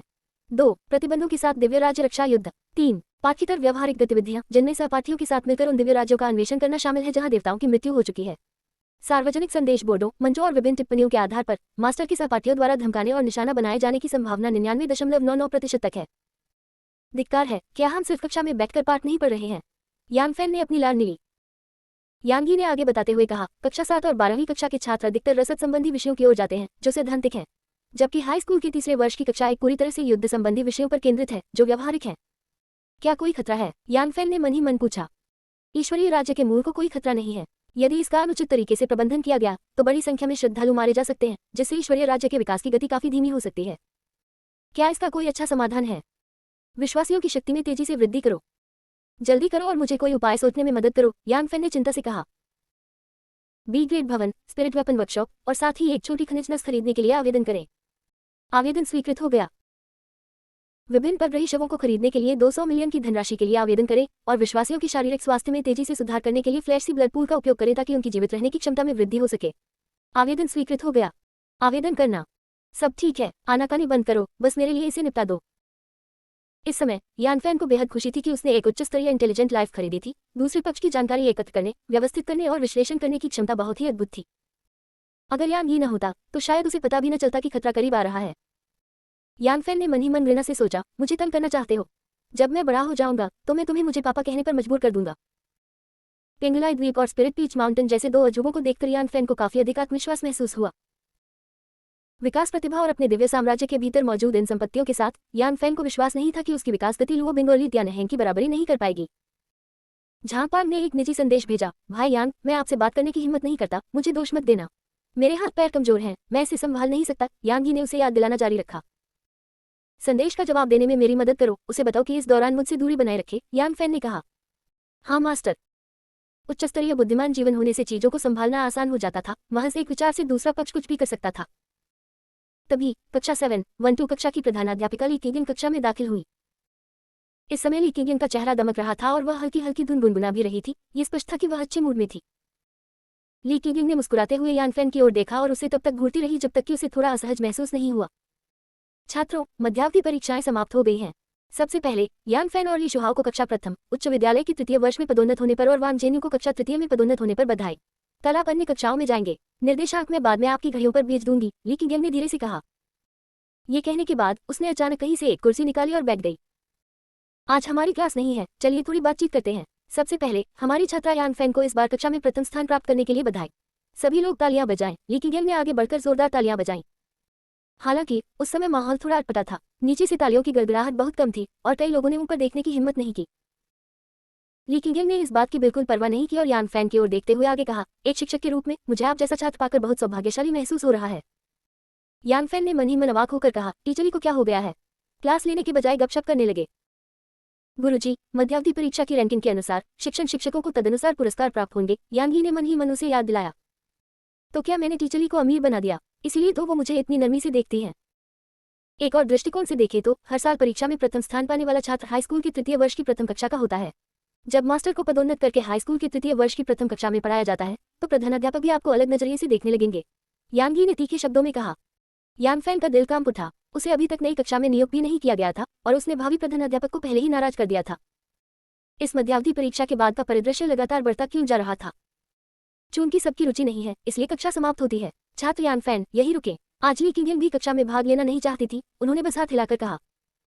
ऑफिस पहुंचने के बाद ली किगिन ने एक कार्ड निकाला और उसे मेज पर रख दिया। खूब मेहनत करो, ये तुम्हारे लिए एक तोहफा है। कार्ड लेते हुए यान फैन ने अभी उसे ध्यान से देखा भी नहीं था कि तभी उसके मन में यांगी की आवाज सुनाई दी। D grade array, black tortoise life extinguishing array. इसे एक साथ 10 लाख तक अनुयायी तैनात कर सकते हैं और ये रक्षा में उत्कृष्ट है। कीमत 100 मिलियन फेथ पॉइंट्स। ली किगिन ने धीरे से कहा, ये D grade black tortoise life extinguishing array है। आपकी समझ के अनुसार अब आप इसका अध्ययन करने के योग्य हैं। यदि आप इसे शुरू कर दें तो हाई स्कूल के तीसरे वर्ष का शेष समय आपके लिए बहुत आसान हो जाएगा। इस बारे में बात करते हुए ली कीगियन की आंखों में थोड़ी सी दया झलक रही थी। धन्यवाद शिक्षक जी। यान फैन के होंठ हल्के से फरक उठे। आगे बोलो। हाई स्कूल के तीसरे वर्ष की पहली कक्षा के शिक्षक का नाम काओ वांग है। उनका स्वभाव थोड़ा चिड़चिड़ा है, ध्यान रखना कि उनसे दूर रहना, ली कीगियन ने हाथ हिलाते हुए कहा। अध्याय 75 दिव्य राज्य का वास्तविक युद्ध क्षेत्र शिक्षण संस्करण। वास्तविकता में लौटते हुए यान फैन ने अपना हेलमेट उतारा और आह भरे बिना नहीं रह सका। बची हुई स्कूली जिंदगी आसान नहीं होगी। यान फैन जैसे ही आह भर रहा था, अचानक उसे अपने शरीर में शक्ति का एक तीव्र प्रवाह महसूस हुआ। उसके दिव्य राज्य में एक तृतीय श्रेणी की प्राणी का जन्म हुआ था। उसने अपनी चेतना को दिव्य राज्य में स्थापित किया और निश्चित रूप से पेंगलाई द्वीप पर ज्ञानोदय पत्थर के पास एक ऐसे अनुयायी को पाया जो तीसरे स्तर तक पहुंच चुका था। पेंगलाई द्वीप और ज्ञानोदय पत्थर के दोहरे आशीर्वाद के साथ साथ उनकी 10 गुना विकास प्रतिभा के कारण उनके अनुयायी तेजी से मजबूत हो रहे थे। यांग ही, आपके द्वारा एकत्रित जानकारी के आधार पर हाई स्कूल के तीसरे वर्ष की प्रथम कक्षा में मेरे अनुयायियों की संख्या वर्तमान में किस स्थान पर है? यांग फैन ने पूछा। हाई स्कूल की तीसरे वर्ष की पहली कक्षा में 228 छात्र हैं। यदि आप अपने सभी अनुयायियों को समर्पित कर दें तो आपकी रैंक लगभग 100 ही होनी चाहिए। इतना कम? मध्यवर्ती परीक्षा के फुटेज के अनुसार गुरुजी, आपकी ताकत आपकी शक्तिशाली सैन्य बल पुनःपूर्ति क्षमता में निहित है। आपके अनुयायियों की व्यक्तिगत शक्ति बहुत कमजोर है। भले ही उन्होंने असंख्य आत्माओं की उत्पत्ति में वापसी की प्रणाली में महारत हासिल कर ली हो, फिर भी आपको कोई खास लाभ नहीं मिलेगा। तो फिर तो मैं बुरी तरह फंस गया हूँ। इस बात की 95% संभावना है कि हाई स्कूल के तीसरे वर्ष के प्रथम कक्षा के छात्र कल सार्वजनिक दिव्य साम्राज्य युद्ध क्षेत्र के लिए आवेदन करेंगे, जिसमें 10,000 अनुयायी भाग लेंगे। हे गुरु, प्रतिद्वंद्वी की शक्ति के आधार पर आप नुकसान को कम करने के लिए अलग अलग शक्तियों के अनुयायियों को भेज सकते हैं। ईश्वरीय राज्य के 100 वर्षों के अनुभव के साथ मुझे विश्वास है कि मैं आपके विश्वासियों की समग्र संख्या को शीर्ष 10 में पहुंचा सकता हूं। तब तक हो सकता है कि लुओ बिंग और ली तियानहेंग भी आपसे जान की बाजी लगाकर लड़ने के लिए इतनी बड़ी कीमत चुकाने को तैयार न हो, यांग ही ने विश्लेषण किया। ये सुनकर यान फैन की आंखें चमक उठी। दिव्य साम्राज्य के 100 साल का समय उसे केवल 10 दिनों में ही बीत जाएगा। एक उच्च स्तरीय बुद्धिमान व्यक्ति से बात करना वाकई फायदेमंद होता है। उनसे बात करना बहुत सुकून देता है। ज्ञान पत्थर के आशीर्वाद से अनुयायी मुश्किल से ही काले कछुए की जीवन निवारक प्रणाली को समझ पाते हैं। यदि वे इसके मूल सिद्धांतों में महारत हासिल कर लें तो वे दिव्य राज्य रक्षा युद्ध के दौरान कई विरोधियों का सामना करने में सक्षम होंगे। तो फिर हम किस बात का इंतजार कर रहे हैं? इसे अपलोड करें और उन्हें तुरंत समझने दें। यान फैन के विपरीत यांग ही एक बुद्धिमान प्राणी होने के नाते कभी थकावट महसूस नहीं करता था। दिव्य साम्राज्य में संसाधन अधिक होने पर वह तुरंत उन्हें बिक्री के लिए सूचीबद्ध कर देता था।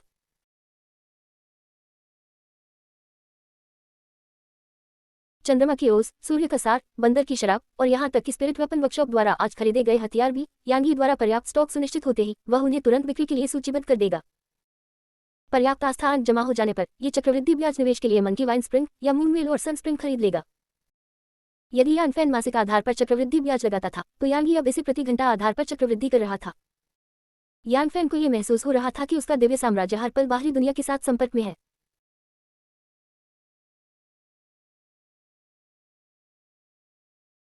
दस गुना विकास प्रतिभा के आशीर्वाद से बाहरी दुनिया में एक दिन दिव्य राज्य में 10 साल के बराबर था, जिससे ये भावना और भी अधिक प्रबल हो गई।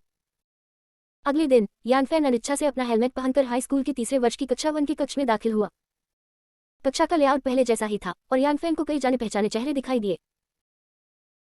लुओ बिंग और ली तियानहेंग की 7 सदस्यीय टीम, वह परेशान करने वाला प्लेबॉय लुओ मिंग विक्सुआन, उसका पुराना दोस्त ली शुहाओ, ब्लैकस्मिथ एसोसिएशन से टाइफेन और अन्य परिचित चेहरे जिनके साथ उसने कभी ग्रुप चैट के माध्यम से भोजन किया था।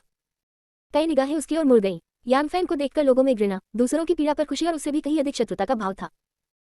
जैसे ही यान फैन को एक कोने में सीट मिली और वह बैठ गया, तभी एक आकृति उसके सामने खड़ी हो गई। यान भाई, यह मेरी सीट है, पीछे जाओ, उस व्यक्ति ने दांत पीसते हुए कहा। यान फैन ने इस व्यक्ति को पहचान लिया। उसका नाम ली चेंगजे था, जो मूल 7 सदस्यीय टीम का सदस्य था। वह गुस्सैल स्वभाव का था लेकिन बेहद वफादार था। इस समय लुओ मिंग विक्सुआन पैर मोड़कर बैठा हुआ था। ऐसा लग रहा था जैसे वह कोई शो देख रहा हो। कितना संतोषजनक है। तुम्हारी प्रतिभा अच्छी है या नहीं, इससे क्या फर्क पड़ता है? तुमने इतने लोगों को नाराज किया है, देखते हैं कि तुम हाई स्कूल की तीसरे साल की पहली कक्षा में कैसे टिक पाते हो, लुओ मिंग विक्सुआन ने गर्व से कहा। यान फैन ने उससे बहस नहीं की। वह खड़ा हुआ और बिल्कुल आखिरी कोने वाली सीट पर बैठ गया। सम्मान दूसरों द्वारा नहीं दिया जाता, अंततः ये शक्ति पर ही निर्भर करता है। आखिरकार वह पहले भी उन्हें निराश कर चुका था, इसलिए यान फैन ऐसे तुच्छ मामलों में उलझना नहीं चाहता था। यान फैन को अपना अहंकार त्याग कर इतना उदासीन व्यवहार करते देख ली चेंगजे का मन किया कि वह उसे जोर से कोस दे।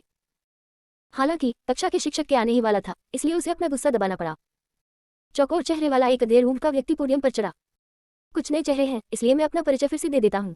मेरा नाम काओ वांग है और मैं आपका नया होम रूम टीचर हूँ। आज की पहली कक्षा में मैं केवल एक ही बात पर चर्चा करूंगा, अपनी पुरानी आलसी आदतों को छोड़ दें। हाई स्कूल के तीसरे वर्ष की कक्षा 1 के सभी छात्र सफलता की राह पर हैं, इसलिए हमारी कक्षाएं अन्य कक्षाओं से भिन्न हैं। मुझे इस बात से कोई फर्क नहीं पड़ता कि आप अपने खाली समय में अपना दिव्य साम्राज्य कैसे विकसित करते हैं। मेरी कक्षा में केवल एक ही बात सिखाई जाती है और वह है युद्ध। मैं ईश्वरीय राज्य की पारिस्थितिकी के बारे में बात नहीं करता, वह भ्रामक बकवास है, और मैं ईश्वरीय राज्य के निवेश जैसी उबाऊ चीजों पर चर्चा नहीं करता। किसी पर ग्रही दिव्य साम्राज्य पर हमला कैसे करें, संसाधनों को लूटने का सबसे कारगर तरीका क्या है, जनसंख्या, हथियारों और भोजन का संतुलन कैसे बनाएं, विभिन्न युद्ध रणनीतियों को लचीले ढंग से कैसे लागू करें, और युद्ध में वर्जित बातें। मेरी हर कक्षा में युद्ध का अभ्यास शामिल होगा। काओ वान का स्वर कठोर और सख्त था, मानो किसी युद्ध अनुभवी सेनापति का हो, और उनकी शक्तिशाली दिव्य आभा ने वहां उपस्थित सभी छात्रों को कपकपा दिया। पहली कक्षा शुरू करने से पहले मैं एक छात्र से मिलना चाहूंगा। यान फैन कौन है? काओ वान ने सबकी ओर देखा। यान फैन ने गहरी सांस ली और अपना बायां हाथ उठाया। यान फैन को देखते हुए काओ वान ने अपनी आंखें सिकोड़कर कहा, मैंने मध्यावधि परीक्षा की फुटेज देखी। युद्ध क्षेत्र पर आपका अनुकूलनशीलता, नियंत्रण और विश्वासियों का बलिदान करते समय आपका साहस, सब कुछ बहुत अच्छा था। आप बहुत प्रतिभाशाली हैं। ये सुनकर यान फैन के मन में थोड़ा संदेह पैदा हो गया। दूसरा पक्ष वास्तव में उसकी प्रशंसा कर रहा था। ये वैसा नहीं था जैसा उसने सोचा था। हालांकि अगली बार मुझे उम्मीद है कि इन तरीकों का इस्तेमाल परग्रही दिव्य साम्राज्य पर किया जाएगा, न कि आपकी ही जाति के खिलाफ। मैं अब एक शिक्षक हूँ, लेकिन मैं एक अग्रिम पंक्ति का सैनिक भी हूँ। मुझे सबसे ज्यादा नफरत उन लोगों से है जो युद्ध में नियमों का उल्लंघन करते हैं, परलोक के दिव्य साम्राज्य का सामना करने में कायल होते हैं, लेकिन अपने ही देशवासियों के प्रति कपटी और धूर्त होते हैं। क्या आप समझते हैं? एक जोरदार धमाके के साथ यान फैन को ऐसा लगा जैसे उसका सिर फटने वाला हो। काओ वान की शक्तिशाली दिव्य आभा उस पर दबाव डाल रही थी, जिससे उसकी आत्मा कांप रही थी। मृत्यु, यही तो मृत्यु का एहसास था। गुरुजी, निश्चिंत रहिए, यह आभासी दुनिया द्वारा निर्मित एक भ्रम है। आपकी चेतना और भौतिक शरीर पूरी तरह सुरक्षित है। यांगी की यह याद दिलाना यान फैन के दिमाग में गूंज उठा। यान फैन ने धीरे से अपना सिर उठाया और दूसरे पक्ष को ठंडेपन से देखा। हाई स्कूल के तीसरे वर्ष की कक्षा 1 के इस होमरूम टीचर को डराना बहुत अच्छे से आता था। यान फैन को इतनी जल्दी तालमेल बिठाते देख काओ वान थोड़ा हैरान रह गया। आंखें बुरी नहीं हैं, मुझे देखने दो कि तुम्हारी असली युद्ध क्षमता कैसी है। दिव्य साम्राज्य के वास्तविक युद्ध क्षेत्र के लिए आवेदन करें। काओ वान ने अपना दाहिना हाथ उठाया। पलक झपकते ही कक्षा का वातावरण बदलने लगा। पोडियम, डेस्क और फर्श धुंधले होकर डेटा की तरह गायब हो गए और उनकी जगह एक के बाद एक मैदान दिखाई देने लगे। दिव्य साम्राज्य का वास्तविक युद्ध क्षेत्र, शिक्षण संस्करण 10,000 प्रतिभागियों तक सीमित, दिव्य साम्राज्य के निर्देशांकों को संरक्षित करता है। सुरक्षा कवच पूर्ण हो गया है। अब आप स्वतंत्र रूप से युद्ध आयोजित कर सकते हैं। शून्य से एक बुद्धिमान प्राणी की आवाज आई। जब दिव्य राज्य का युद्ध क्षेत्र तैयार हो गया तो काओ वान पीठ पीछे हाथ बांधकर खड़े हो गए। आप एक महीने के भीतर लगातार एक ही व्यक्ति को चुनौती नहीं दे सकते। अपने सबसे शक्तिशाली अनुयायियों को युद्ध में शामिल करने का प्रयास करें। यदि युद्ध के दौरान कोई संरचना टूट जाती है या बड़े पैमाने पर नरसंहार होता है, गुलाब में रहने वाले पक्ष को तुरंत रुक जाना चाहिए ताकि प्रतिद्वंद्वी के दिव्य राज्य के विकास पर कोई प्रभाव न पड़े। मैं आपके लड़ने के तरीके के आधार पर आपकी समस्याओं को बताऊंगा। केवल वास्तविक दिव्य साम्राज्य के युद्ध ही आपको तेजी से बेहतर बनने में मदद कर सकते हैं। बूढ़े ली, चलो आज जोड़ी बनाते हैं। बूढ़े वान, चलो मुकाबला करते हैं। याद रखना, मुझ पर नरमी बरतना। पिछली बार मेरे चौथे स्तर के जीव का हाथ तुम्हारे अनुयायियों ने काट दिया था और मुझे मौत से पुनर्स्थापन की गोली खरीदनी पड़ी थी। टाई फैन, चलो चले, चलो चले।